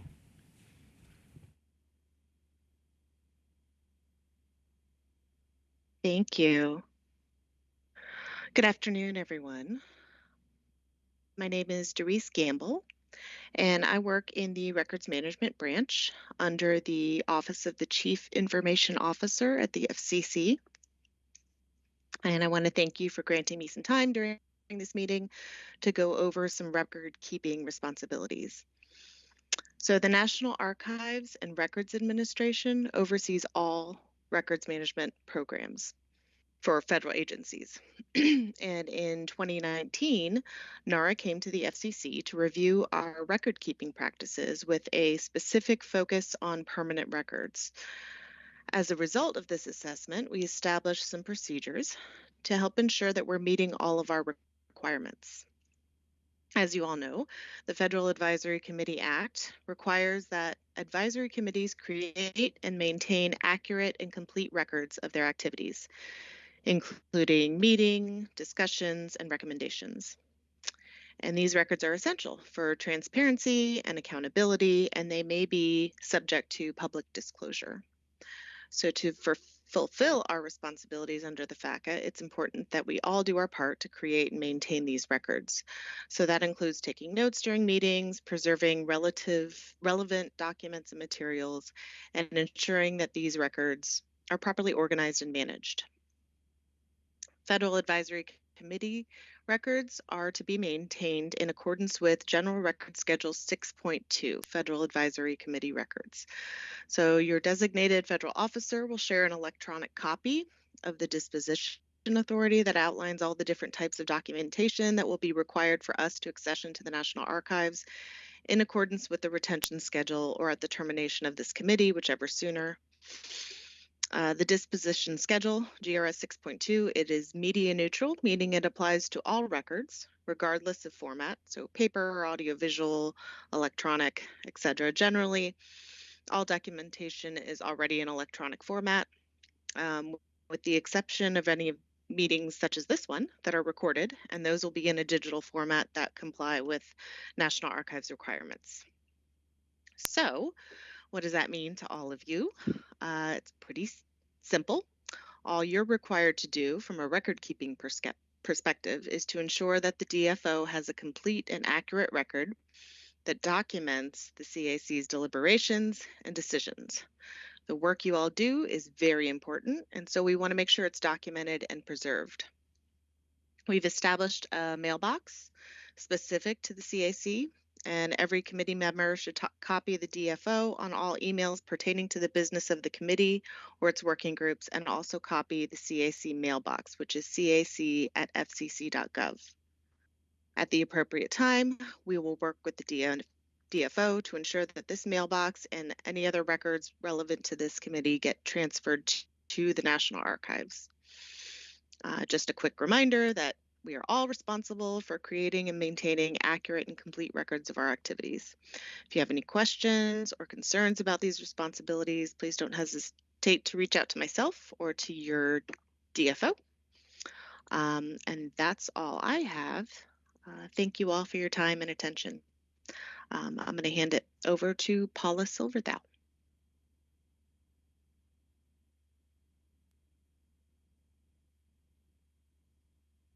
Thanks very much, Doris. Some of you you've served as he mentioned, if you've served on other advisory committees or this one in earlier sessions, you have heard part of this, but always good to get a refresher. Okay, next page, please. The Federal Advisory Committee Act, known as FACA, governs the operations of most advisory committees unless it is expressly exempted by statute. And several of the guiding principles under FACA include openness in government, a diverse and balanced membership, and public accountability as well. Next page. We are required to give 15 days notice in the Federal Register for each committee meeting. Therefore, unless there's an emergency for which we would have good cause to hold a meeting at the last minute, there'll generally be roughly at least 2 weeks notice. And as you all know, we also publish meeting notices and sometimes our advance agendas in FCC releases on our on the CAC webpage and other media. And meetings include not just in-person meetings, but teleconferences, video conferencing, and various internet-based conferences. So we can't avoid the 15 days just by having meetings in a different format. Okay. All next slide. All meetings must be open to all meetings of the parent CAC, as opposed to the subcommittees. All meetings of the parent FACAs have to be open to the public, and it's permitted to have submission of statements to the committee, and we, depending on time frames, members of the public may also speak, or at the very least can submit written statements to the committee. Okay, next slide. So meetings need to be open, but there can be limited circumstances where all or a part of the meeting is closed, but that would require that the information involve trade secrets, classified government material, or national security matters. In the case of the CAC, it's probably unlikely we'll have situations where you would actually need to close a public meeting. But if something arose that you wanted to present and you felt in advance that it fit into any of these limited cubbyholes, please get in touch with your chairperson or your DFO or assistant DFO. Let them know the kind of information you think might be discussed at the meeting that could be deemed highly confidential, and then they will get in touch with OGC. There are a lot of extensive procedures and hoops we would have to go through to close the meeting, including sign off, as I recall, by the general counsel, and I think also by the chair of the FCC. So that's just something to keep in mind. We can't close meetings at the last minute. It takes some notice and a bunch of steps to be followed. Okay, next slide. So under FACA, the commission's required to keep minutes of meetings, and they have to include a record of everyone who's present, and the minutes have to list the documents that are received or approved by the committee. And typically we keep these minutes and any transcripts, as well as all public reports and studies, available for public inspection and copying, typically by allowing people to request to reach out to the DFO and the documents would be available. However, in practice, we typically post most of the most significant information, reports that are approved, recommendations that are approved, working group reports that will be considered publicly at a meeting. Most of that information will be available on the CAC website. All right, next slide. So just a reminder here, as you've heard from the ethics team and OGC that screened your appointment, members have a continuing obligation to disclose any interest in or connection to persons or entities that are regulated by the commission or that have interests in matters that may come before the committee. And that could therefore present a conflict of interest or just the appearance of a conflict. So disclosures can often cure those problems. Significantly, if you have a change in representation or in your employment while serving as a member of the CAC, please let your DFO know, and also at the same time, please contact OGC Ethics, the person who screened you, to discuss any conflict of appearance concerns and whether any further actions, disclosure, or just recusal on particular issues, whether that may be appropriate. Okay, next slide. So, as you figured out, your committee chair and vice chair are very important. They sort of serve as a focal point for you and as a liaison to the staff of the CAC. And the chairs also provide input to the agency about what kinds of informal working groups would be appropriate, and they often have input on meeting agendas. So if you have suggestions about any of that, feel free to contact your chair and vice chair, and they'll work on those issues with your DFO. Okay, next slide. Okay, your designated federal officer, Kara, has many important duties here. The DFO calls a meeting, the DFO approves agendas, the DFO can take over chairing and closing the meetings if necessary.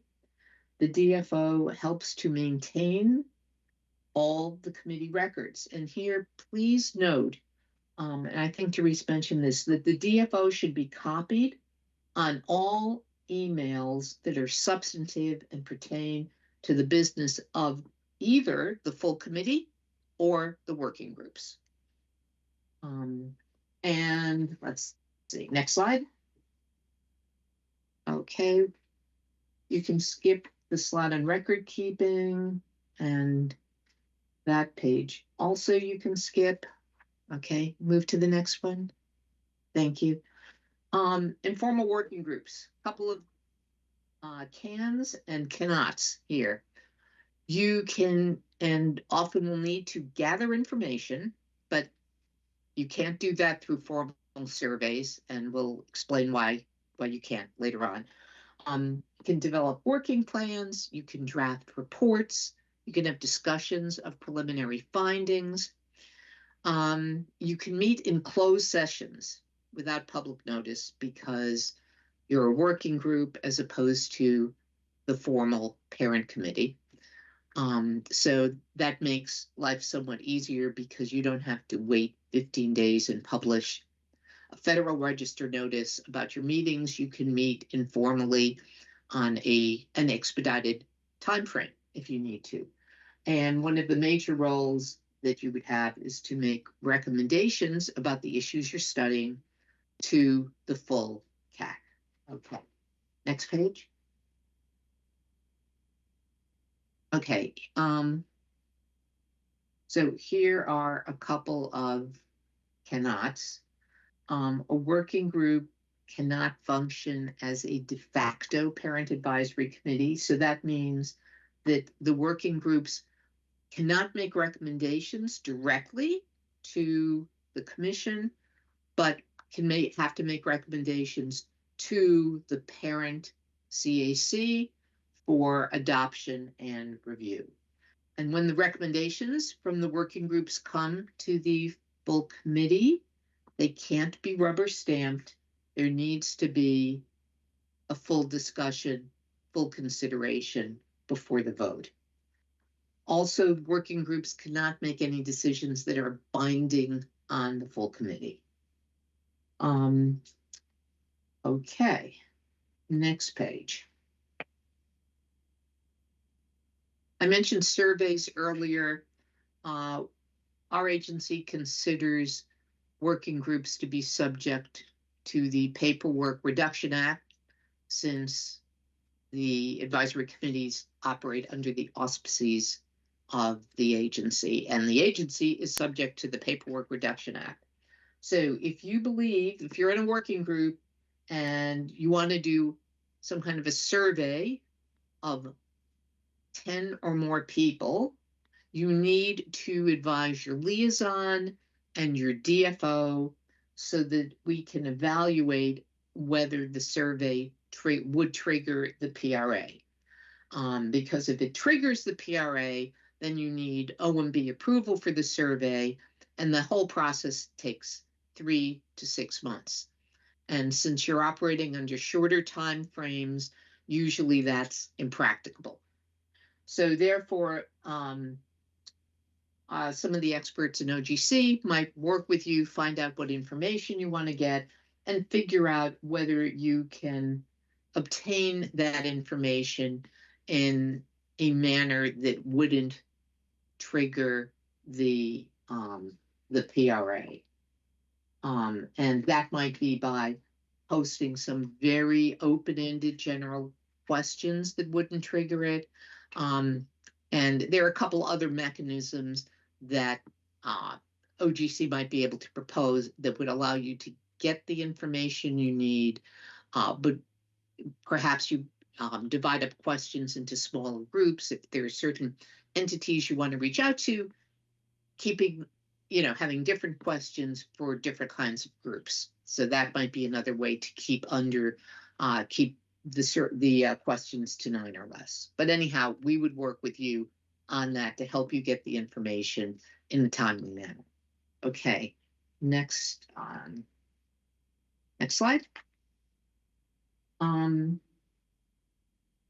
As I already said, working group meetings are not subject to the public notice requirements, 15 days advance notice, or public participation. And typically, so they do not need to be open to the public. Typically, the number of members serving on a working group need to be less than a quorum of your full committee. So if you go over a quorum, what you're doing is holding a full CAC meeting, and to do that, you need to meet the requirements I've already mentioned.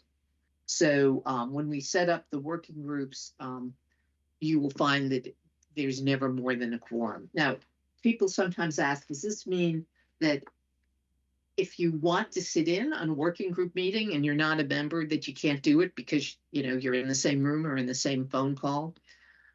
The answer here is that CAC members who are not on a particular working group can sit in and observe the work of other working groups, but you can't participate. You can't join in the discussions. You can't be part of the voting, etc.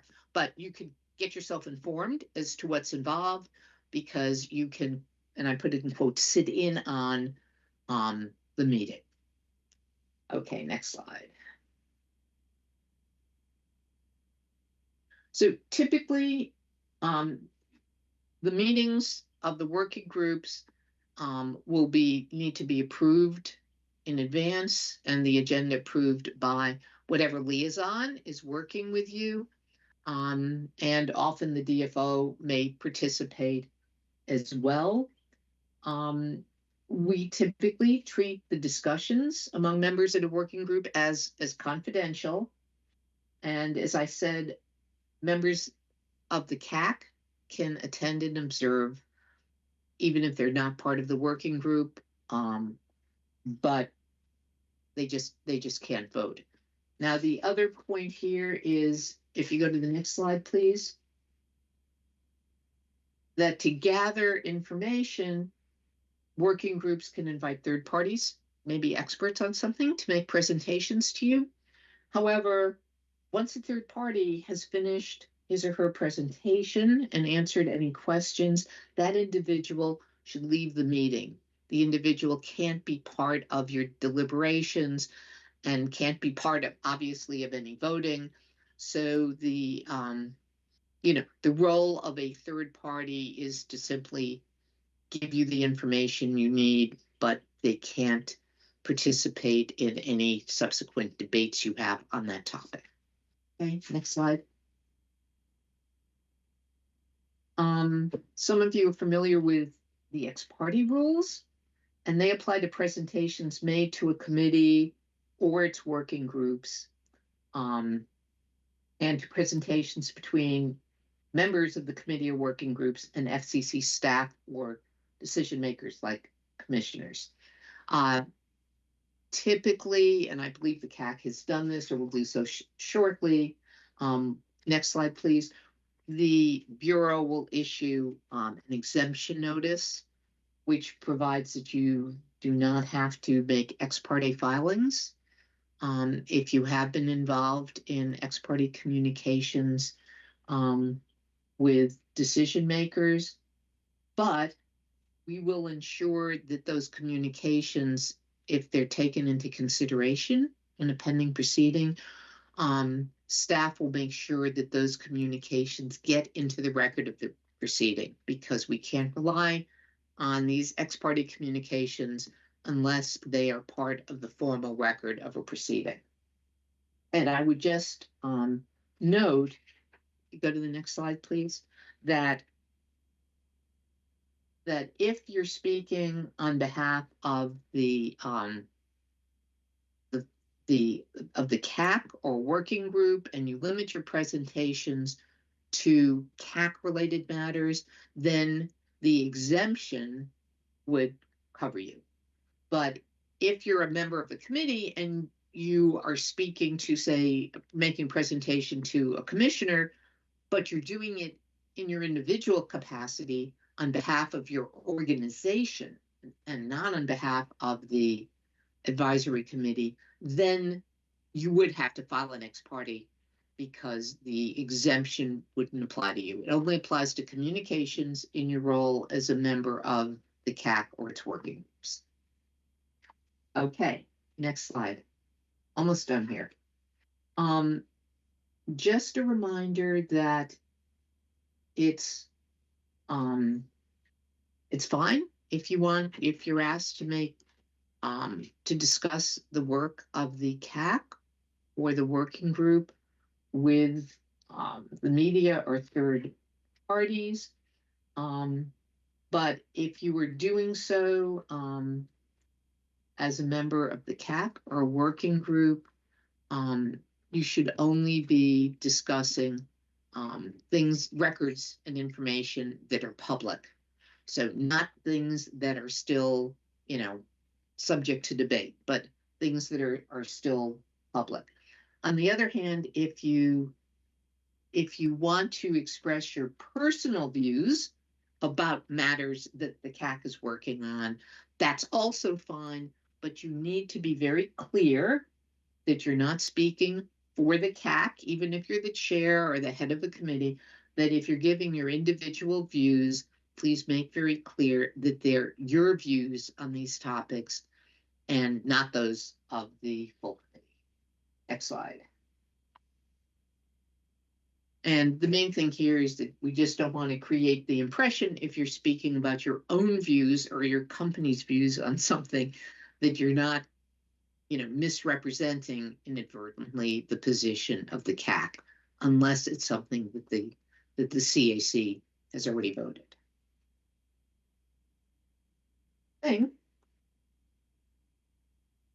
I think that's about it. If you do have to, if you are being asked to make presentations before a media, something in the media, on newspaper, radio, whatever, you may want to touch bases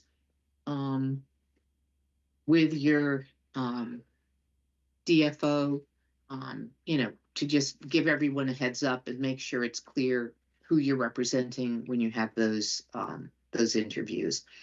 And this is the last slide. If you could change the slide. Most members are appointed to represent the perspectives of their employers or the group with which they're associated, and you're appointed in that capacity. If for any reason you won't be employed further by the entity that you were initially appointed to represent, please advise the DFO immediately. And that will allow us, if you want to continue on the committee, to potentially reappoint you, but in a different capacity to represent, for example, your new employer.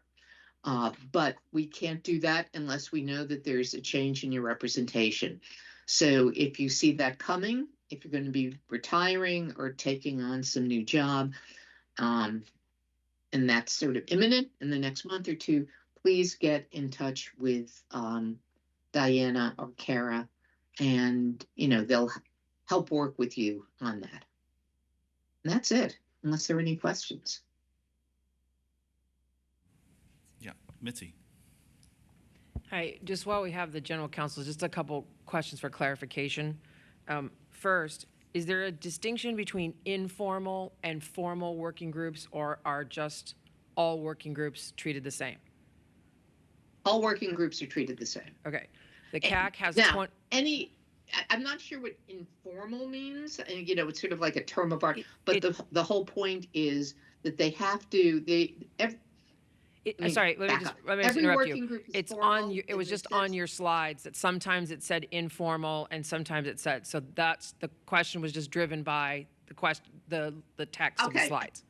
Right. Okay, Right. so it's just working groups. Sorry, there was no distinction there. All working groups are formal in the sense that they're set up by the agency and they have specific members.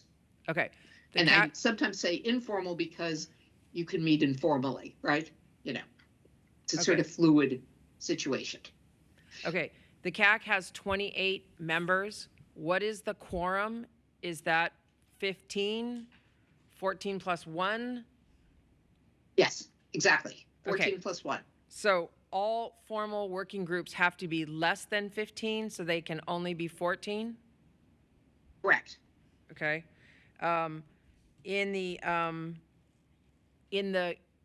For purposes of making ex parte, are the CAC meeting transcripts made available so that if you had to file an ex parte, you could provide a link to that?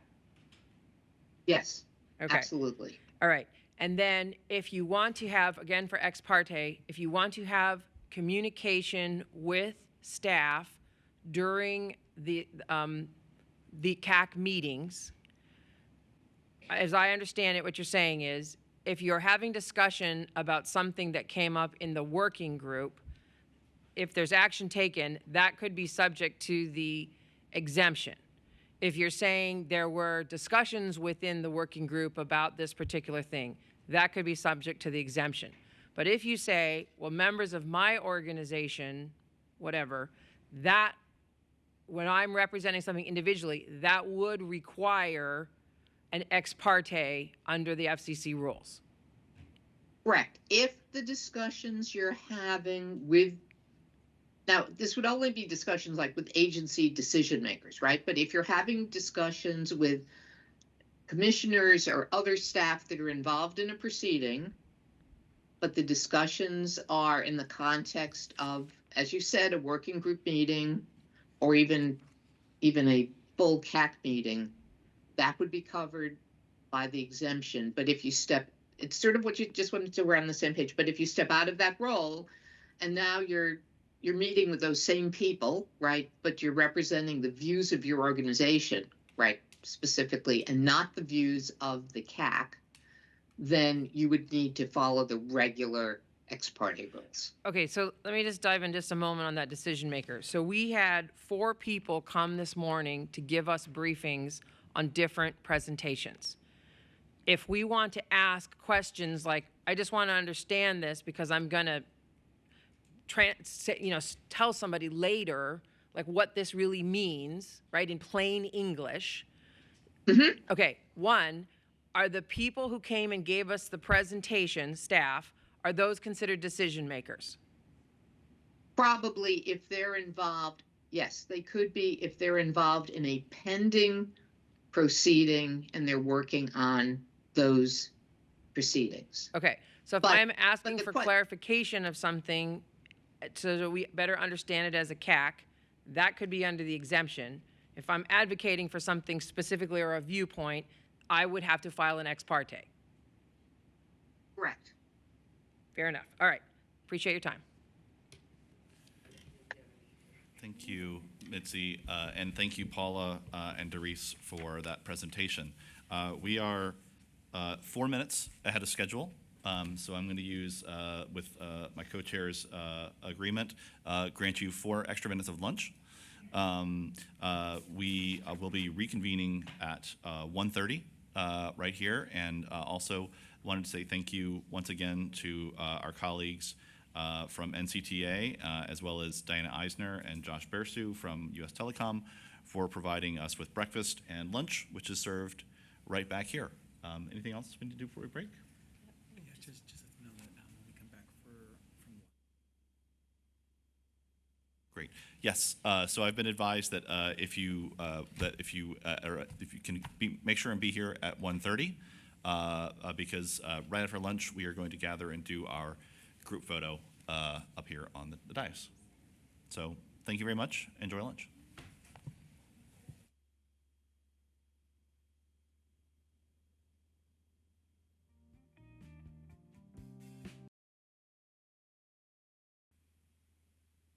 Okay. Great. Take 2. Well, again, welcome back from lunch, everyone. We are going to get started with the second half of our day. Just as a reminder to folks who may just be tuning in online, you have the ability to ask questions during today's event, and you can email those questions to livequestions@fcc.gov. For folks who are in the audience here, we do have note cards that are available in the room if you'd like to fill them out and have them, staff will collect them for you. And of course, for folks who are here, members of the CAC, if you would like to have a question and want to be recognized, the easiest way to do that is just put up your tent card like that, and one of us will call on you. So I would like now to move into our next presentation. This is on the overview of the FCC's proceeding on artificial intelligence. So our charge is to work on artificial intelligence as it relates to robocalls and robotexts. And so I think this is a perfect way to kick off that afternoon session, sort of shake off that sort of sandwich lull and get right into it. So I'm happy to introduce Zach Champ. Zach is the Deputy Division Chief of the Consumer Policy Division at CGB, and he is joining us remotely. So Zach, go ahead. Thanks, John. Thanks, everyone, for being there. Oh, getting some feedback. Okay. My name is Zach Champ. I am a white male with a beard and a Yukon Huskies hat here. That's blurred. Anyway, I'm happy to talk to you this afternoon about artificial intelligence. I asked an AI model to write a joke for this afternoon, something along the lines of how AI could take over humanity. It asked me to rephrase the question and cleared my screen. I rephrased it and then it locked me out. So hopefully AI is a little bit more agreeable for the CAC as you work on it.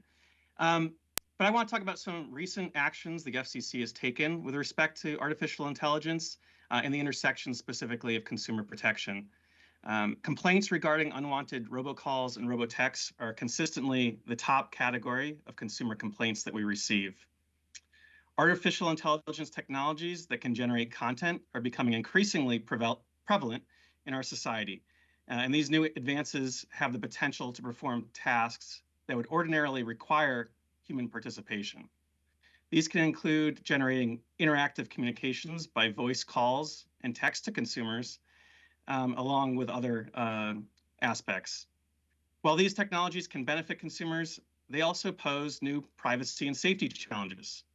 In November of last year, the Commission adopted a notice of inquiry, an NOI, that sought to gather information and prepare for changes in calling and texting practices that may result from new AI-affected technologies. Specifically, the NOI sought to better understand the implications of these emerging technologies as part of the Commission's ongoing efforts to protect consumers from unwanted and illegal telephone calls and text messages under the Telephone Consumer Protection Act, the TCPA. The TCPA, as many of you know, has traditionally been one of the primary laws that the FCC uses to help limit unwanted calls. It restricts the making of telemarketing calls and the use of automatic telephone dialing systems and artificial or pre-recorded voice messages, but does not specifically define what constitutes an artificial or pre-recorded voice message. Under FCC rules, callers must obtain the prior express consent of the called party to make such robocalls absent an emergency purpose or exemption. Importantly, the TCPA gives the FCC civil enforcement authority to fine robocallers, broadly, that includes robotexters, that do not comply with the TCPA's requirements. The Commission can also take steps to block calls from telephone carriers facilitating illegal robocalls. In addition, the TCPA allows individual consumers or an organization to bring a lawsuit against robocallers in court. State attorney generals have their own enforcement tools, which are often tied to the robocall definitions under the TCPA. Again, we took action in November, and it provided us with a platform to focus our efforts and ensure that we better understand the implications of these new AI technologies and inform the policies that will advance the Commission's ongoing efforts to protect consumers from unwanted and fraudulent robocalls and texts. I want to run through some of the specific questions we asked in that NOIs. I think it informs some of what the CAC has been tasked to work on in its 12th session. First, we sought comment on whether, and if so how, the Commission should define AI technologies for the purpose of the inquiry, including the particular uses of AI technologies that are relevant to fulfilling the Commission's statutory responsibilities under the TCPA. Second, we sought comment on how AI technologies may impact consumers who receive robocalls and robotexts, including any potential benefits and risks that these emerging technologies may create. Specifically, the NOI seeks information on how these technologies may alter the functioning of the existing regulatory framework so that the Commission may formulate policies that benefit consumers by ensuring that they continue to receive the privacy protections afforded under the TCPA. Third, we sought comment on whether it is necessary or even possible to determine at this point whether future types of AI technologies may fall within the TCPA's existing prohibitions on auto-dialed calls or texts and artificial or pre-recorded voice messages. More on that in a second. Fourth, we sought comment on whether the Commission should consider ways to verify the authenticity of legitimately generated AI voice or text content from trusted sources, such as through the use of watermarks, certificates, labels, signatures, or other forms of labels that callers could rely on when AI technology is utilized to generate content, such as emulating a human voice on a robocall or creating content in a text message. Lastly, we sought comment on what next steps the Commission should consider to further our inquiry. In this regard, the NOI acknowledged that AI tools can provide important access to individuals with disabilities and sought comment on ways in which the TCPA's consumer privacy protections can be implemented in ways that do not inhibit the development and use of such technologies when used in beneficial ways. We've been heartened to hear from folks on the record and continue to learn firsthand about the positive uses and challenges that AI has brought forward.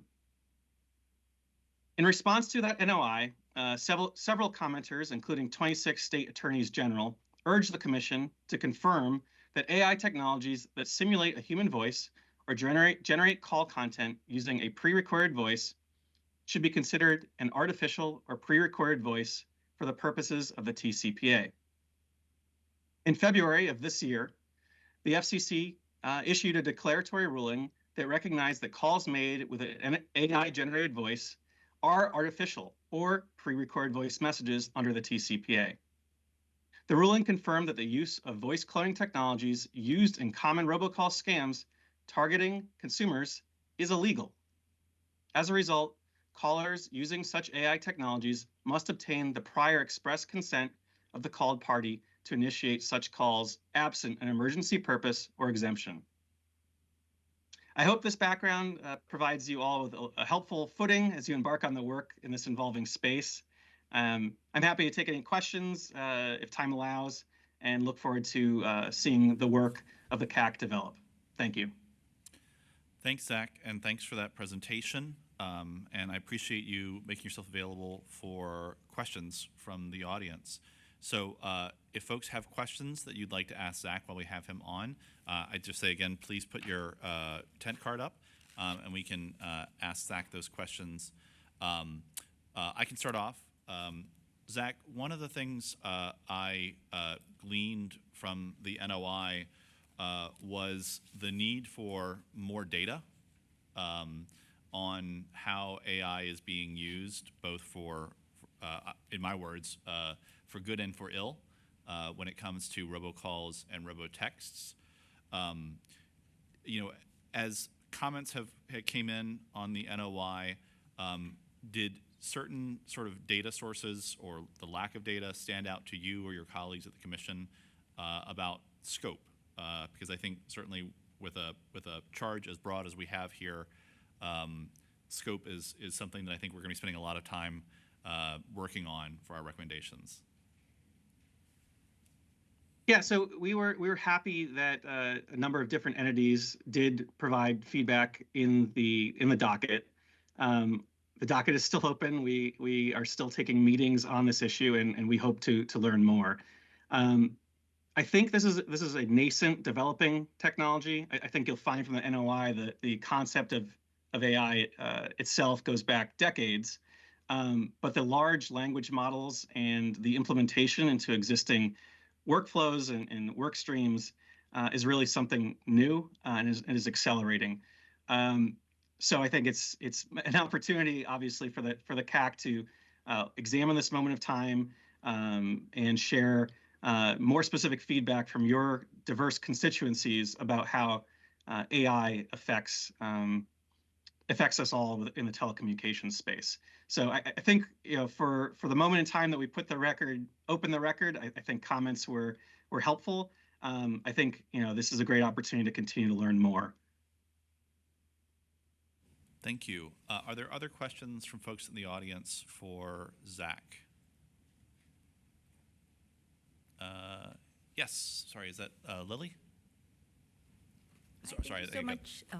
Yeah. Lily Genghis from the Caper Center. Quick question, a little more on the process of should, for example, the relationships with the different AGs at the different states. What's the process from a consumer to have more awareness? How do they file the complaints? How does that eventually go from the FCC to their specific state AG and eventually resolve some of the issues that they may be reporting or filing or complaints? Thanks for the question. It's a good one. The FCC has the ability and has entered into memorandums of understanding with various state AGs throughout the country. So that helps facilitate some of the information sharing we have there. Similarly, there is a robocall task force that's across the federal workspace, where we're sharing and collaborating with DOJ, the FTC, and other agencies, CFPB, in the fraud space. So that's one area where we're also sharing information. To the FCC specifically, the front door and to a consumer initiating something is through our informal complaints process. Within CGB, there is a team assembled to take these complaints in, and we have the ability within the Enforcement Bureau to examine those.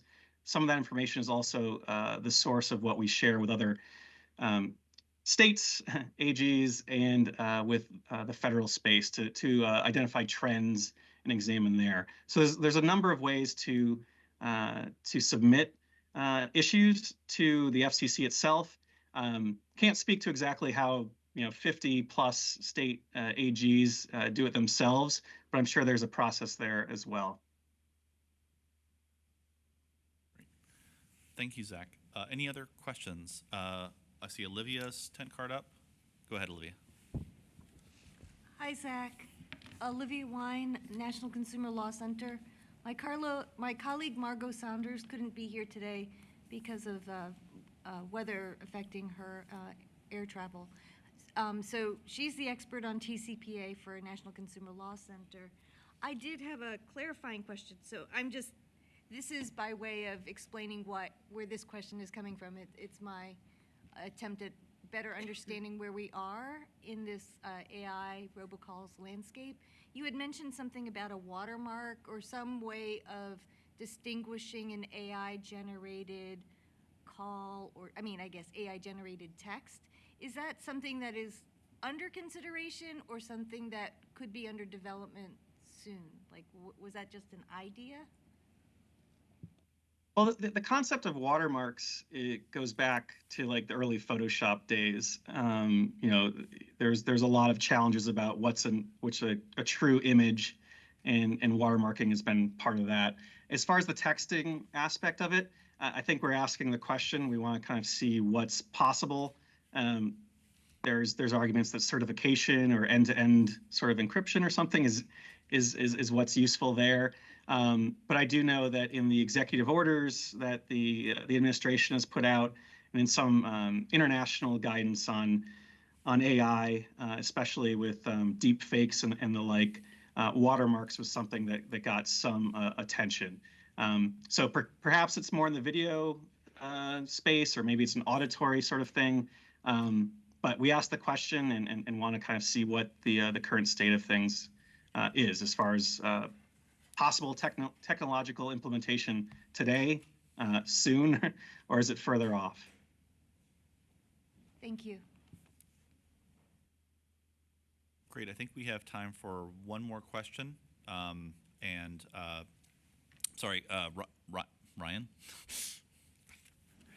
Hi, good afternoon, Zach. My name is Ryan Johnston. I'm Senior Policy Counsel with Next Century Cities. One of the kind of biggest things that we've run into when we're looking at kind of prevention with robocalls is actually how we're informing the public about some of these things. A lot of the public will immediately go to like the do not call list or things like that. But one of my questions is, or my main question is, what is the FCC doing by way of this proceeding specifically to do that consumer outreach that is going to be necessary to make sure that folks know that this is something that is going to be wholly separate from that do not call list, anything that may actually lead them to a more tangible outcome than like signing up for the do not call list? Thank you. Yeah, I don't know that we've pinpointed a specific list or whatnot in this space, but we did. We're hyper aware that consumer education is necessary in this space.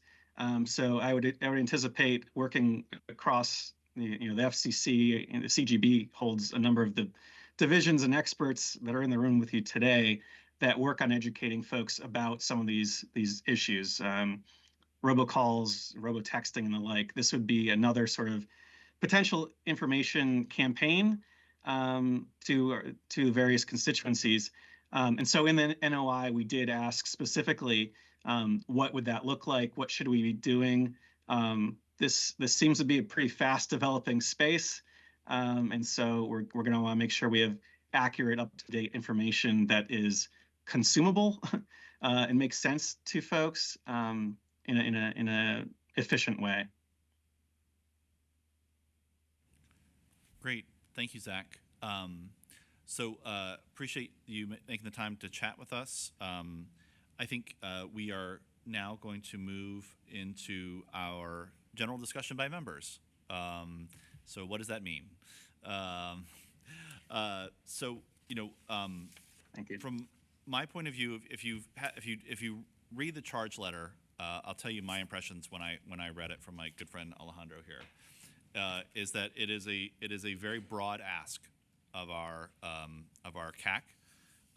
It is one that we could spend years coming up with a recommendation on, but we have about 6 months to do that. And so I think that there are 6 specific questions that are on here that we are being asked to weigh in on.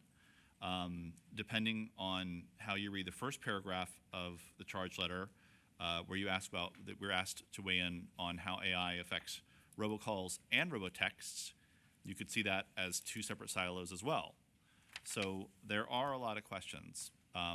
So what I thought we could do to structure the conversation a little bit this afternoon is for folks who after reading the charge letter, after reading the news release that Chairwoman Rosenworcel put out announcing the CAC, if you've read the NOI, we could collect questions, sort of have a conversation over the next hour or so. What are the questions that arose for you when you were reading this?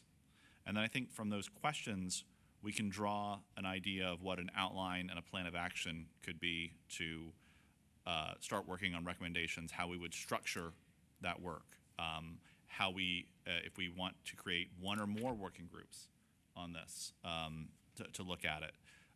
So if folks are okay with that structure, or sort of what are the questions that this raised for you, I would invite folks to weigh in, and we can collect those responses and start working towards next steps on this. So, as they say in church, speak if the Spirit moves you. Is that okay? Yeah, what church? Okay. Or your faith community of choice. Sorry. Yes, Mitzi.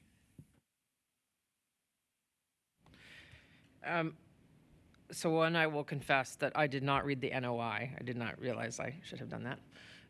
But I have paid attention, and I did look at the charge letter.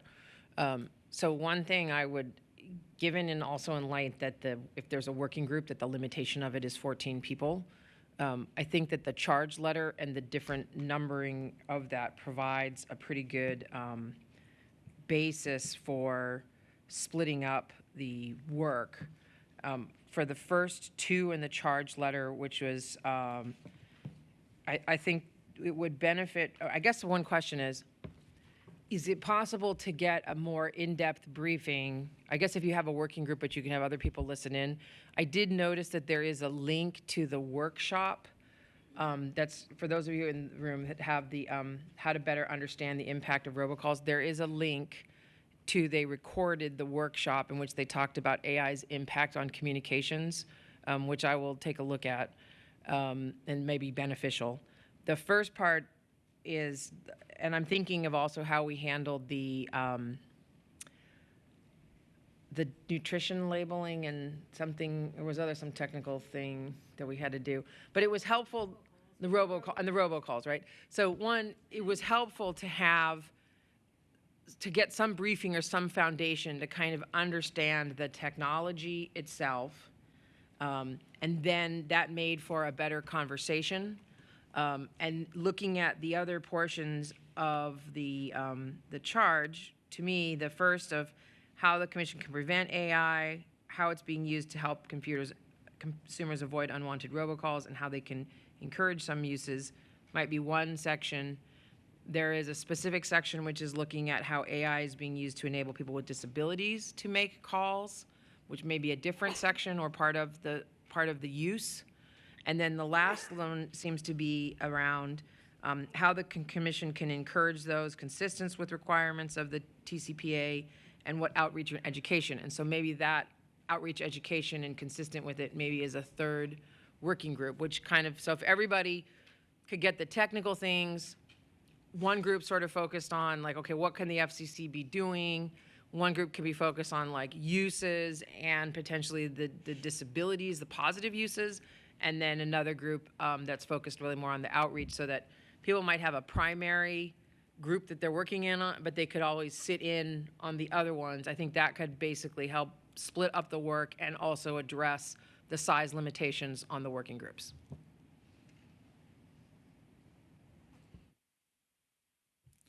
Does anybody have any thoughts on that? Debbie? I think Mitzi has a great plan. No, I think that sounds like a good idea. I don't think we're necessarily limited, though, to be on only one working group if there is a working group that doesn't reach the quorum. Yes. That would be the only thing I would add to that. So there may be one that reaches the limit, but if there's another one that doesn't reach a limit, you could potentially serve on a second one if you wanted to do that, I would think. Yeah, that seems to be a reasonable plan, and those seem to match up. The first one might be in my mind, the one that might be the biggest question that we would want to address, I think. You know, that's the one that seems to be the broadest, or the broadest question to me, the one that those first couple of questions. You know, there is the question of the benefits. So I think that that's sort of one that is, to me, a sort of a separate question from the others. Sort of the costs and the benefits, or the concerns and the benefits. And the disability issues might fall into a couple of different buckets. So that would be my other question, is that might arise in some of the several working groups, and we don't want to forget to ask that question in all working groups. So.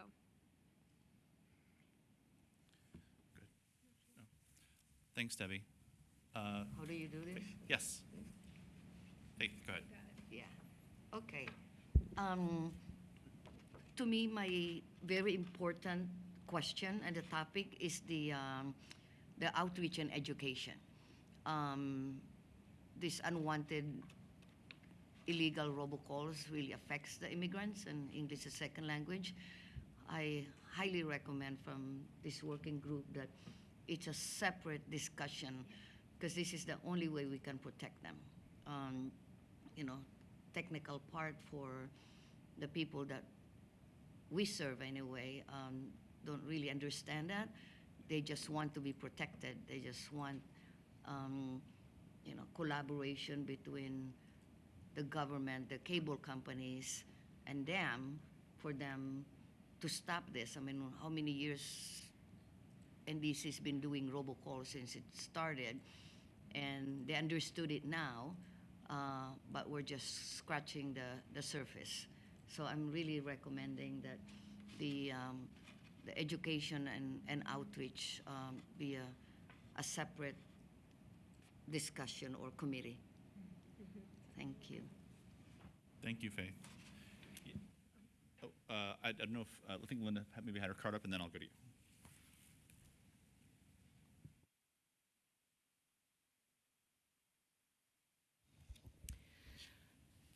It's Linda Vanderloop, AT&T. One thing to consider too is whether we want to separate robotext from robocalls, since they really are different networks and probably require different solutions. I mean, they could be in the same working group, but the expertise and the recommendations would not necessarily be lumped together in the same thing. So it might be more efficient to focus on them separately, but just something to consider. Tina. Thank you. Just to reiterate, I think the education outreach is extremely important, especially for, in rural communities that we work in. Kind of reiterate what you said, there's a lot of issues with landlines receiving robocalls especially, and not knowing what to do about that, and they continue to increase. So I really like that education and outreach being separate. And I think we need to really address, and I'm not the technical person, like what it is we don't know about AI, what is coming up, to make sure that we're kind of ahead of the technology. Because I'm sure there's tons more technology that I'm not aware of that is already existing. Thank you very much. I'm going to I see a card down here. I'm sorry, you're blocked by the bottles, and then I'll go to Brent. Lily, sorry. Thank you. I guess to double down from what's been said so far, would be great to see, one, the time that we have allotted as a committee. I know it's limited, and so we can also look at what are the, how do we want to tackle this? Like how much time do we want to allocate for some of the problem deconstruction, to be able to get some of the technical assessments, to then be able to do the data gathering, input, bring in experts to then be able to formulate a recommendation. So that'd be one, because I know our time is very limited, and the scoping is going to be probably the hardest part to do, because there's just so much unknowns and unknowns on this area. So I think getting that scope would help us meet the goal. And then a specific question or request would be, especially on the first question that was charged of what can the commission do to prevent AI from being used for malicious purposes, either on the calling or the text. To your point, what's the differences from a technical perspective to make sure that we are better understanding? And I would love to double down a priority on preventing. I know we are helping protect consumers, but I think some of this education could be sometimes too late when it's, how can we also look at the prevention to work with some of these providers who can look at their technical stack to better authenticate, better redirect, kill some of those specific bad actors from even entering. So I know that there's a lot of encryption and a lot of tech opportunity there. So that way we could also hold some of those providers more accountable in making sure that these large-scale type of technologies, when they're rolling out, that they're doing their part in preventing and not putting all the burden on the individuals, because we know that it's going to be too late. So just wondering we can have a focus on the prevention to then accommodate what's the right level of education, and then also on the reporting, so then an action can be taken. Brent, I hate to put you ahead of my co-chair, Oh, no, but go ahead. So Brent Welks with Hispanic Federation. Great to see everyone. My question has to do with like the limitations of the committee in addressing this issue. Does everything have to kind of tie into the TCPA? For example, could we make recommendations having to do with token-based texting, such as a messaging app like WhatsApp, or are we limited to just cell phone carriers, text messaging? Can we also make recommendations about the use of AI to develop call lists and target lists with consumer information that would make robocalling more effective for the fraudster, but not necessarily directly impacting the actual call itself? So are there limitations that we can consider, or are we free to kind of suggest things and have the lawyers over here kind of tell us when we go too far or not? Thank you for that, Brent. I kind of wanted to respond to a couple of the different points I think that were raised. I totally agree with and support the idea and again, recognizing and being cognizant of our limited kind of runway here to produce these recommendations, that there should, to some degree, be some sort of level setting when it comes to the tech itself. And I think that would also help address some of the other kind of open questions we have right now, like what are the various limitations and or potentials in call versus texting or messaging, right? From what we've already seen, right? Some of the limitations exist when it comes to being able to even recognize when generated content is in fact artificial. And so sometimes, I think it's important to have a common understanding on what are the limitations of even using the positive benefits of AI to use to even kind of detect, right, if something is generated or not. So I think that kind of would address some of the concerns that both Linda, Mitzi, and Lily kind of raised, as well as Tina. And I also kind of agree with Mitzi in the breaking up of the way that you structured those questions. I think that makes a lot of sense to me. I do think that overarching is that number 6, right? That outreach and education.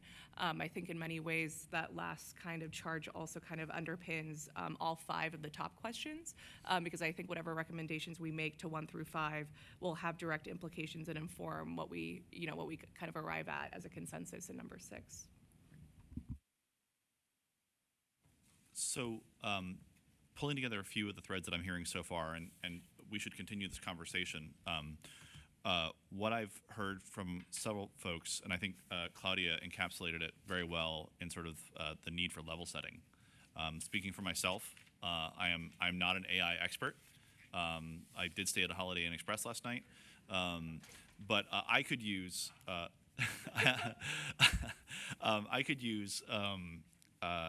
think I would benefit, and I think our recommendations would benefit from having input from folks who really are experts on some of these questions. So what I'd like to put out there, feel free to nod or wave your hands or whatever you want to do to show agreement or not, is for our second meeting, what we could do is invite probably several experts who can speak more than I'm able to, at least, to some of these questions. Specifically, what I'm hearing is we don't know how AI is being used right now.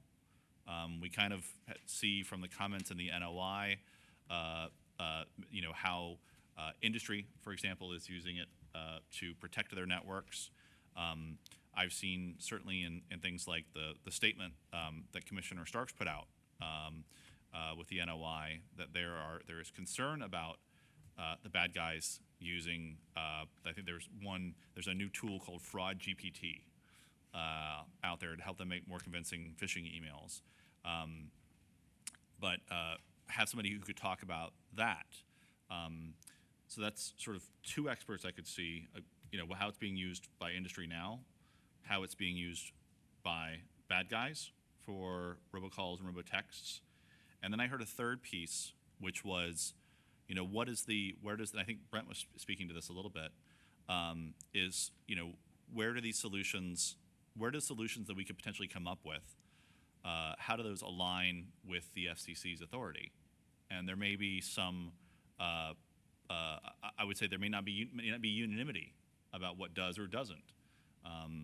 For example, I think, when you were saying that, Brent, about, token-based apps and target lists, the voice in the back of my head says, oh, he's going into FTC land now.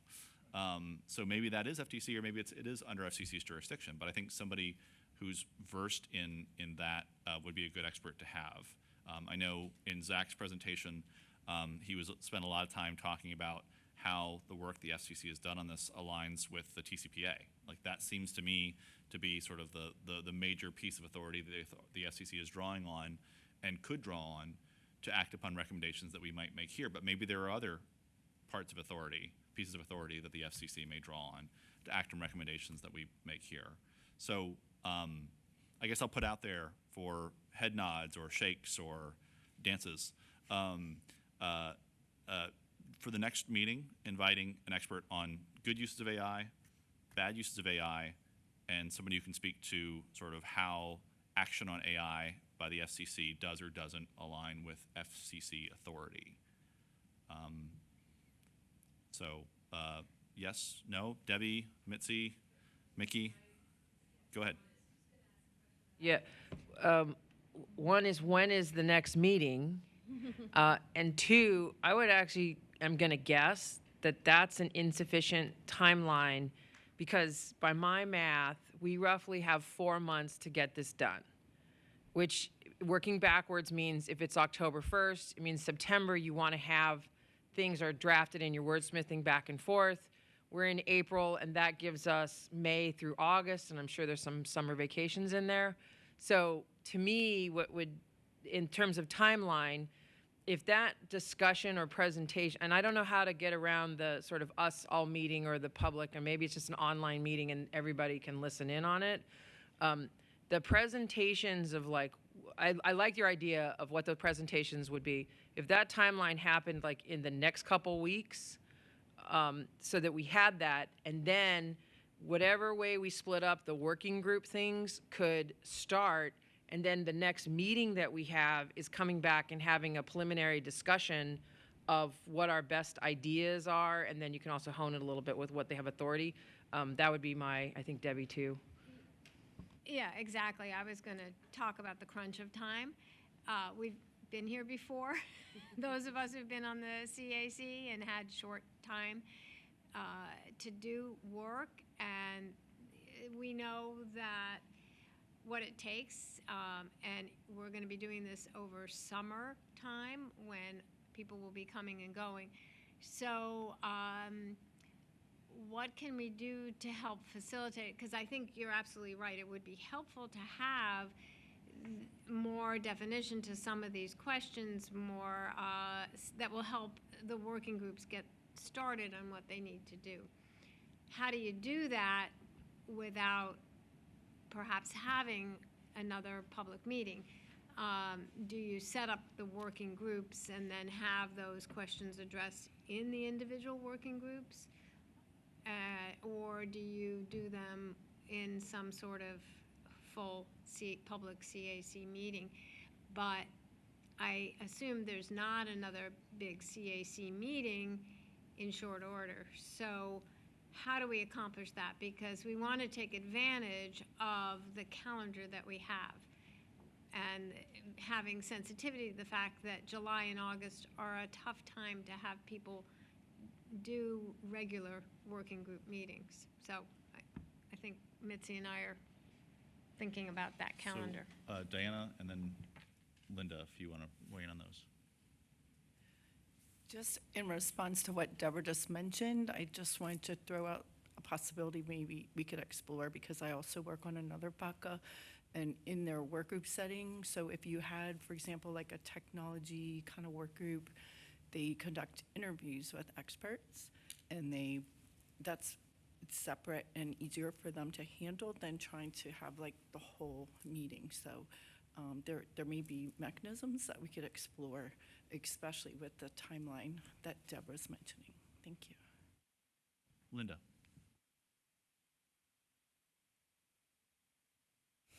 I just had another suggestion for a kind of overview topic, and just based on some of the comments and the questions, it seems like it would be helpful to get a high-level overview of what the industry has been doing to this point on robocalls, so that, you know, anything that we recommend would be additive rather than something, and something totally new would be fine too, but it would be nice to start with, you know, what we've done so far. Thank you, Linda. See, Ryan, oh, sorry, Mickey's been waiting, and then I'll go to Ryan. Turn on your mic, Mickey. Yeah, I want to reflect on a couple of the past comments. One, the technology committee, subcommittee, I think is a wonderful idea to do this. And the concept of bringing some experts in advance and reviewing that. I'm wondering if we could not do something prior to another formal meeting of the group, in having some webcasts, something of that nature from different technology experts, maybe 30 or 45 minutes spread over a couple of weeks, so that we could get this in advance. One of the things that I'm interested in too, and I don't know what the parameters of the authority of the FCC is, but are there some aggressive actions the FCC can take technology-wise or otherwise to help? I know there have already been some punitive measures put towards robocalling. I'm wondering, are there some technical measures that could also be punitive that could be taken in these measures, and who has the authority to do that? Sorry, could you drill into that? When you say punitive measures, what do you mean? Meaning, let's say that when calls are sent out, that you had AI actually identifying those calls, doing things to capture those calls so that you are doing a heads up to capture who those are or to hold those calls online so you're occupying those callers. Which is the greatest damage to them is to take their times, make the robocalls less profitable for them. Let's see. I'm not sure what order those were raised in, so I'm going to go Ryan, and then sorry, my vision is terrible. Radhika, and then Mitzi and Olivia. Ryan, Radhika, Mitzi, Olivia. Cool, wonderful. Yeah, I just wanted to, I've agreed with basically everything that's already been said, and I just kind of wanted to pull on some of the threads that we've really been looking at, specifically on the kind of topics of the various kind of sub-working groups that we've been looking at. So specifically one for what the FCC can do either regulatorily or through the recommendations of the CAC, one on how to identify and prevent these kind of malicious robocalls, one on how AI is being used for disability rights, and then the last being for that outreach. Those four seem to, I think, really encompass everything that everyone has already mentioned, and also gives us, I think, a good number of folks on each one, so that way we're not worried about things like quorum issues, or we're not worried about necessarily things like not having enough folks to actually be able to fully staff them. Thanks. Radhika. Yeah, just to build off on that, just in terms of thinking how we would divide this up by expertise, it seems like we kind of have two major categories. How AI is being encountered by and used by voice networks, and then how AI is being encountered by and being used by consumers. And then the outreach part goes with both of those. Sorry, so just to make sure I understood and capture that correctly, you're making a distinction between how AI is being used by networks, like by Voice telecom networks, and cable yeah. networks, sort of internally, and then how AI is being encountered by consumers, like when they get a call from somebody who says they're Tom Hanks. Right, either when they get a call or how they're, how it's helping people with disabilities make calls. I see. But it's like two different moving So parts. there's sort of the You've got business-to-business network side AI, and then there's consumer the side. consumer AI. Yeah. Got it. Okay. I think I said Mitzi and then Olivia. So I was going to, I think the rule is you have to have at least 15 days notice for a public meeting of the CAC. Am I right on that? Okay. So what I was going to say is I think that everybody will benefit from the technical, because I haven't heard any of us say like we were an expert in this. So while having a technical group or somebody who wants to do more would be useful, I don't think you can just have that group. I think every one of us needs to understand it. So what I would recommend is finding a date, maybe it's like early May, where I think the idea of what John mentioned, what AT&T had mentioned, so it may be a full day of meetings. It's just do it online so you reduce the travel cost, publicize it, public can listen in to comply with the rules, but it really is like a technical thing. And then maybe the second or the end of that day could be discussion of how to split up the working groups based on the benefit of the technical discussion, what the FCC has authority, what people are doing now. And Olivia. Fire.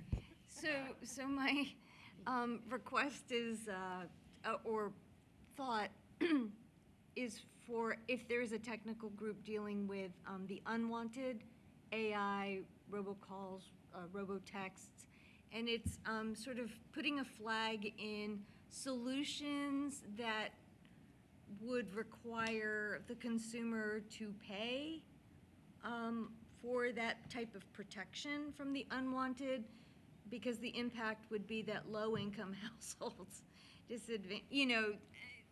would have less access if they were not able to pay for those solutions. And sort of, can we try to find solutions that don't create that scenario, right? That sort of a level playing field of protections for everybody versus protections for those that can afford to pay for them?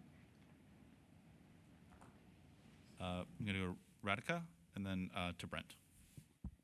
Just in terms of having another public meeting, pardon me if I'm misremembering, but we have to have notice of that published in the Federal Register, right? So that might add some lead time. Yeah. But it has to be 15, it takes time to get it published, and then it has to be 15 days from publication. Is that? Yes. Yeah. Brent? So I think just given the time pressure, maybe it is advisable to go ahead and create the subcommittees now, since we have somewhat of an idea of what they should be. And that way we can get those committees started. And then I believe we are able to circulate reading materials, right, without necessarily having the 15 days notice and everything. So maybe that's one way we can try to get up to speed on some of the technology that's at stake here, so that we can read up and not necessarily wait. But I do sense the time pressure that folks are talking about, and we need to kind of get some of the initial stuff done at this meeting if we can. Linda, and then did you still want to ask a question? Follow up? Oh, no, okay. Go ahead, Linda. Yeah, I was thinking another alternative, because, some of these presentations are not that huge of a deal to do, is maybe set up the working groups, and for those technical presentations, they can make those presentations to each working group.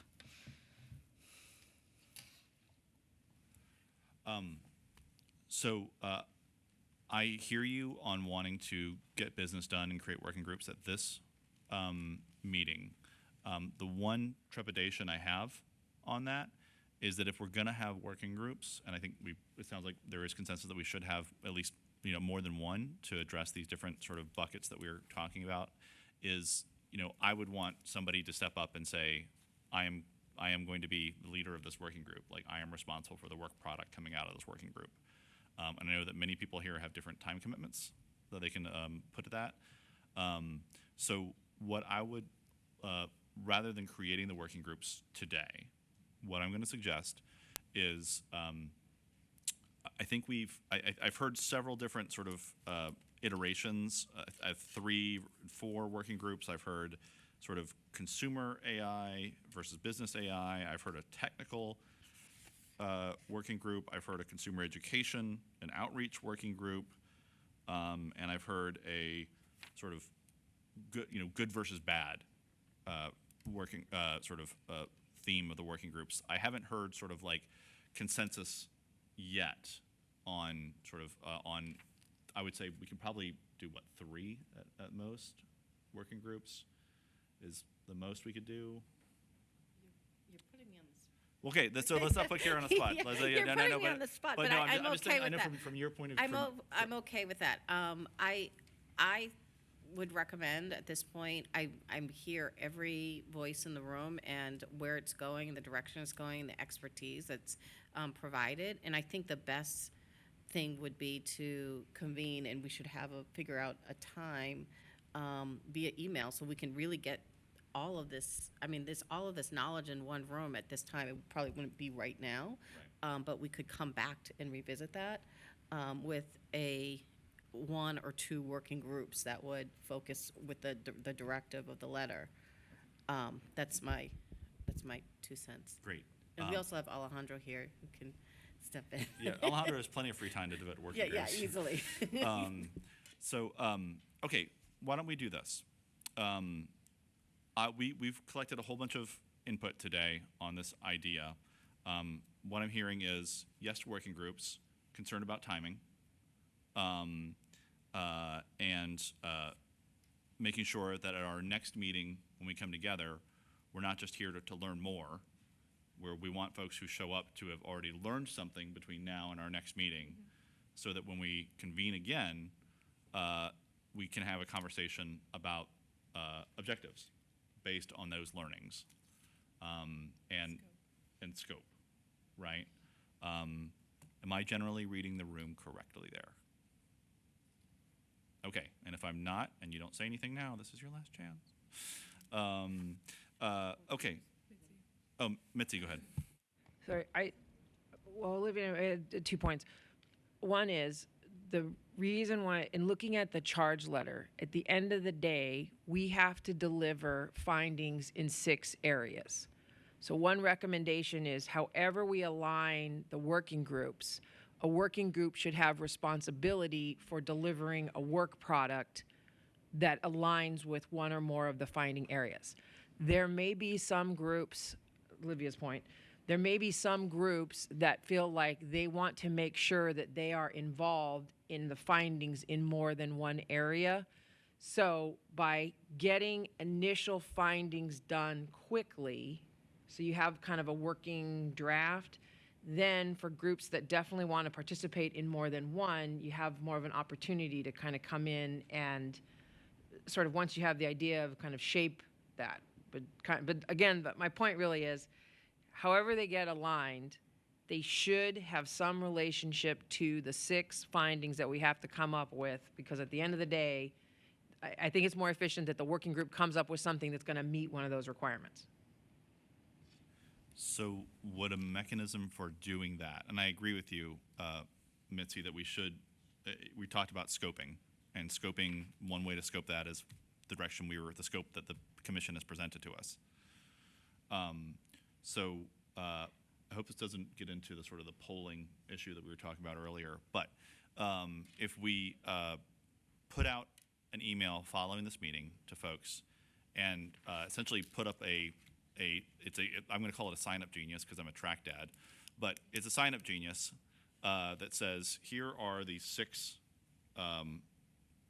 areas that the commission has charged us with working on. If you are most interested in working on working group number 1, or sort of topic number 1, we won't call them working groups yet because some of them might come together, but topic 1, topic 2, topic 3, topic 4, where that most aligns with your interest and expertise. Because I'm hearing some people are very much interested in experts in consumer outreach, for example.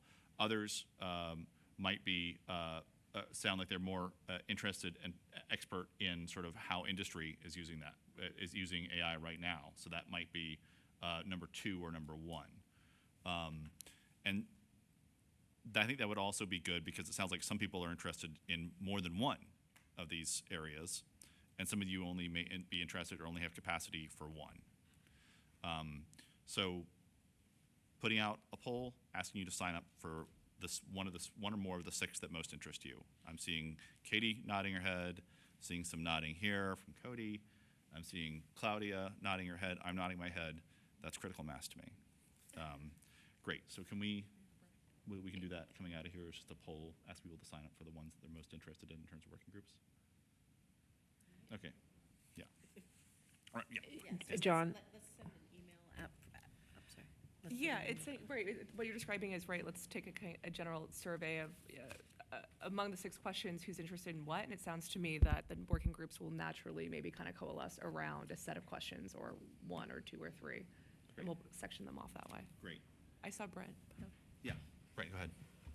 So just a friendly suggestion, I think looking through the 6 charges, the ones 2 through 5 kind of go together, in my sense, under the good uses of AI hat. And then 1 certainly is under the not so good uses of AI. 6 is kind of going to be either, but I would say go ahead and throw that in with 1. So if we could only do 2 working groups, that's the way I would separate it. 1 and 6, and 1 working group, and then 2 through 5 and another.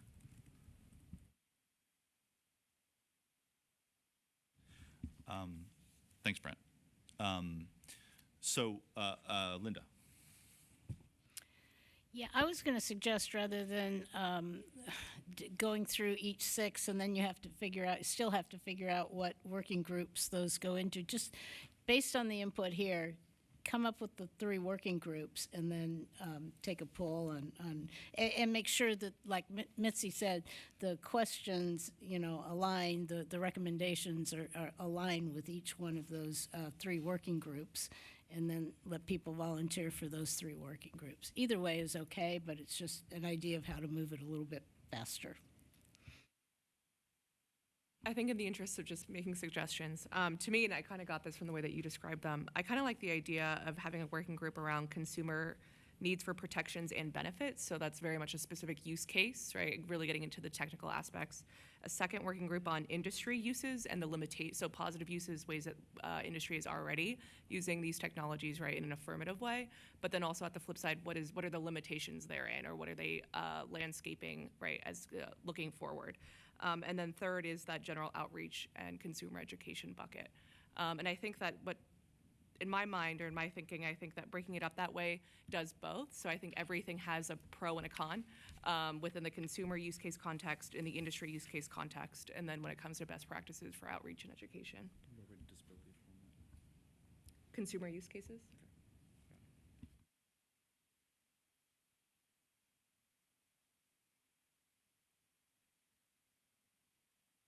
Oh, yeah. So Alejandro was saying that maybe the first two can move first, and the third would kind of follow and kind of track, right, the first two working groups as well. Mitzi? I was just going to say that if we were going to, which we probably could do right now, if you were going to go around to say which ones you're interested in, it may be beneficial that you list them 1 through 6, like this is my first priority, because then if you have to limit the number of people on there, you can make sure people get as many people get their first priority. And then also to say that I do believe it is possible that you could have, say, 10 or 14 people that are sitting on one group, but everybody else can listen in on the meetings and be there. You're just not, you don't have a vote in that. So you can, even if you're not on the primary committee, I think you can, it's not a point that you couldn't be involved. The point about I also want to point out, we talked a little bit about the consumer and business. To me, the charge letter and these things, the FCC is very focused on the consumer impact, the robocalls, the robotext. The business use, I think, comes into that you don't want to have an unintended consequence that we say you can't do something or recommend you can't do something that it has it. But the scope of this is not to understand AI. There's a lot of things about AI, but I do think the FCC was looking at robocalls, robotexts, beneficial uses for people with disabilities, and how do you have consumer education and use around those. If we do it sequentially, I do again say that it needs to move quickly so you get the benefit. And I do think that understanding the benefit of what is out there, what's possible, and the FCC's legal limitations, understanding what things are doing, I would say is part of that technical thing. Then you could then say, okay, now let's split up and do that. So if you wanted to do the first 2 and then do the next 4, that's a possibility. But again, I do think we should focus more on consumer impact and avoiding unintended consequences. But my point was, if you ask people which ones they want to be on, prioritize, say which is my first choice in something, rather than just I need to be on all 6. Great, thank you, Mitzi. Okay, one other request I got from our colleagues here at the commission, and this is going to be another bit of homework in addition to sort of filling out the working group / charge issues that are most interesting to you and prioritizing, is also we are really going to be looking to you all and your organizations and your networks to help us identify the experts that we'd like sort of to help brief and educate the working groups as we move through this. So I know, I certainly have some people in my network that I've already been reaching out to in preparation for today's meeting. I haven't asked them to brief a working group of the CAC, but what I will probably do is maybe in that same, I'm going to call it a Google form because I can't think of a better way to do it. In that same Google form where I ask you to put down which, prioritize sort of the charge issues in your working group, is to put down names and email addresses, if you're comfortable with doing that, of people who you think, for example, if, let's say, number 4, how AI is being used to enable people with disabilities to make calls, right? If that is an area of particular expertise to you, and you're saying, aha, I know the right person who's the world's expert on that who should be talking to our working group as they develop recommendations, like put that person down into the form so we can capture that information and get an invitation out to them if they're the right person to speak to a working group. So are folks generally okay with that additional bit of extra credit homework? Fantastic. Okay, where are we on? Do a time check. 10 more minutes on this. Okay. Riffing back. Oh, sorry. Yes.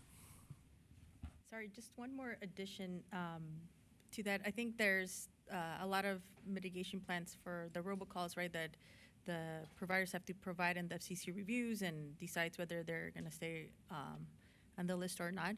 Wondering if there is a request to see what the current plan or what the current state that the FCC itself has been doing with those plans. So if there's an internal brief on a little bit more detail of what are some of those trends, insights, and maybe we started kind of some of that today, but I'm wondering if there are any, because I was, reviewing and reading if there were some plans. I think it was to Mickey's point of like there has to be also some accountability that we're providing to some of this, the businesses that are leveraging these at different sizes. So just wondering if there's some additional trends or insights that the FCC team can provide on some of the plans, the mitigation plans that have been submitted, and what are some of those gaps that they're starting to observe that can also help us with better refine our scope as well. So just so I'm capturing that correctly, what I'm hearing is a desire for staff at FCC who have, it sounds like, looked at, either were involved in the preparation of the NOI or have looked at the comments coming in, or and tell me if I'm putting words in your mouth here, but I also heard, for mitigation, my mind goes to enforcement. Right. So, and accountability. Right. So are there people, say, in the Enforcement Bureau here who have thought about, how they would look at sort of enforcement actions against, let's say, somebody using AI to violate the TCPA? And which ones have been effective enforcements? I think it's kind of like the insight that I'm looking for. Okay, so I'm on the right track there and sort of thinking that you were going down enforcement as well. Okay. Thank you.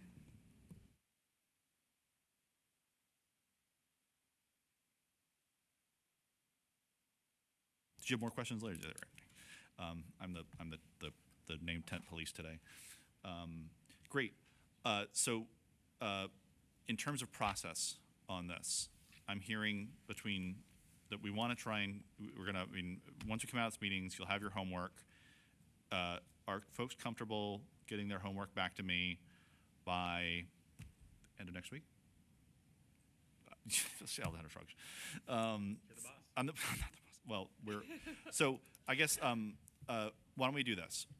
Once this meeting concludes, we'll do our best to get you your homework as quickly as possible. If you could do your best to get your thoughts back to us within a week to 10 days, I think that's fair, so that we can gather that information, put together our working groups, start identifying and getting messages out, invitations out to experts to brief us, and start having meetings. Because in terms of timing, I think Mitzi or someone else was asking about sort of timing of next meetings. We are tentatively looking at June 26th or 27th for the next meeting, and then tentatively looking at, for the final meeting, the 17th or the 24th. So of September. Sorry, that's important. So it's June 26th or 27th for the second meeting, and September 17th or 24th for the final meeting. So I guess another thing we'll be putting on that Google form will be, if you have a preference or one of those days is definitely out for you, we'll ask you to notify us at that point, so that we can get that. Mostly that's based on the availability of this conference room to have that meeting, as well as obviously having a date on the calendar allows us to make sure that we have any speakers or commissioner schedules and align with that as well. And those dates are on the bottom of your agenda. Yes. Great. I think one other thing, since we do have a few minutes, is to think about milestones that we'd like to hit. To use Mitzi's frame, working backwards from September 17th or 24th. I think we need to notice each meeting at least we need to notice it 15 days ahead of time, which means we need to, if we're going to be talking about recommendations or voting on recommendations, like that has to be part of a notice, so that people can weigh in on that. So one of the things we'll be doing is working backwards from that 17th or 24th date, being aware of the notice period that's necessary, setting milestones for sort of this is how I write papers. And so it just works for me. So please tell me if it doesn't work for you. It would be a milestone for when the outline of your report is put together, outline for your first draft, for your near final draft, and then your final draft. So those are sort of 4 milestones that sort of immediately pop to mind for me. But happy to entertain any thoughts if folks have other milestones that work best for you when you're putting together group projects like this. Yes. The next meeting, though, does it have to be all in person? I think our preference is in person, if at all possible. I think it works, at least for today, has worked really well for me to be able to see people's body language and see you interact during lunch and share ideas that way. But I think it's really, it's also there's staff considerations here at FCC to have in-person meetings. So I think, is it in-person meetings still we're hoping for all the rest The of them? working group meetings, I think, can be virtual, make it easier for everyone to know that we're traveling from across the country. So the working groups, I think, would probably be Do you want to put your mic on? to be virtual.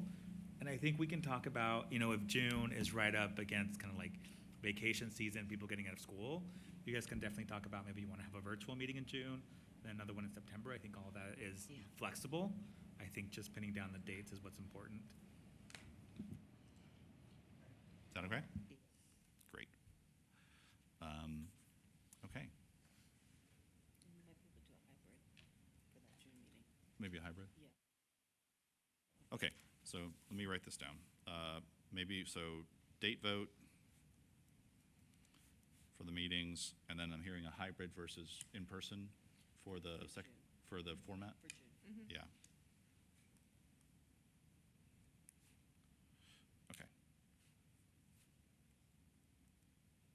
Okay. Is that good? Yeah. Okay. All right, so we are at 2:43. That is the time we said we were going to ask for general discussion. I know we've had at least one email that has come in from, or comment from the public. It was Greg Westbrook. I think Diana emailed it to me. Didn't you email me a question we got on the live? Yeah. There's been some more. Okay. So, 1 second.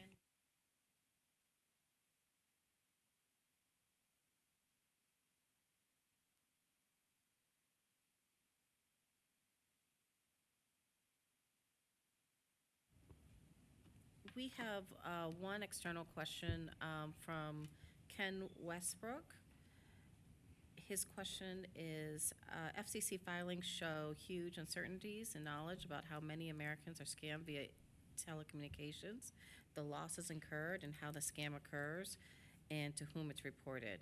Most scams are not reported to government authorities, so what if the FCC asked the Census Bureau to add questions about scams to biannual National Crime Victimization Surveys, NCVS, and whether better data from U.S. citizens would provide essential information to guide policy decisions?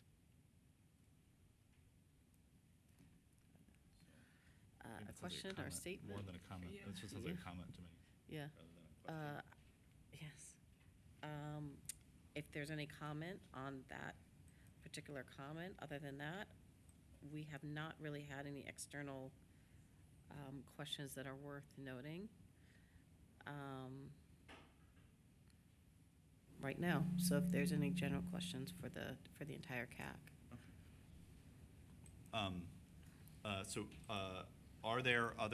Is there anybody, public attendees in the room here who have questions or comments that they would like to make to the CAC?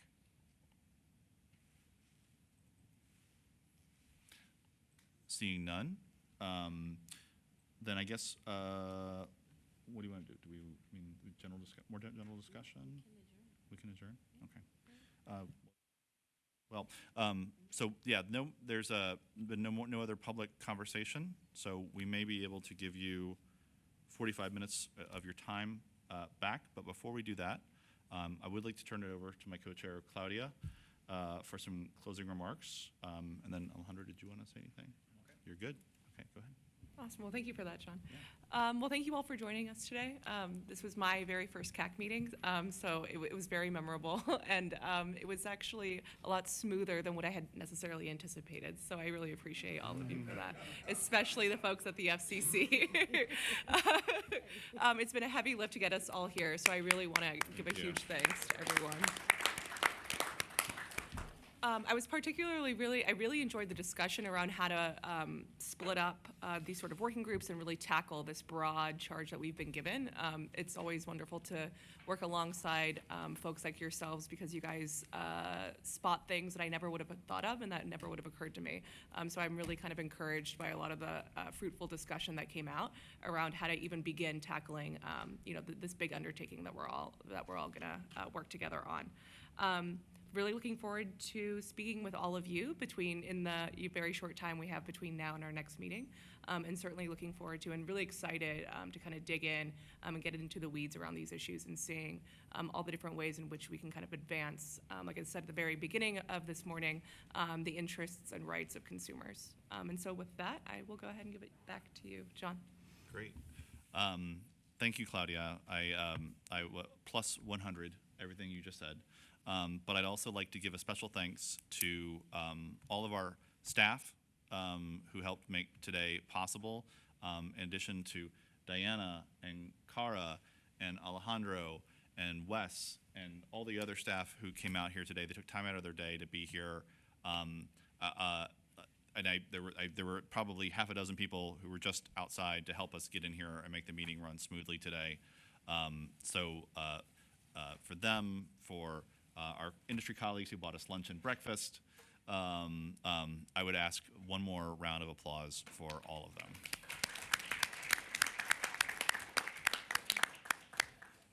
And with that, I think we are safe to adjourn. Thank you so much.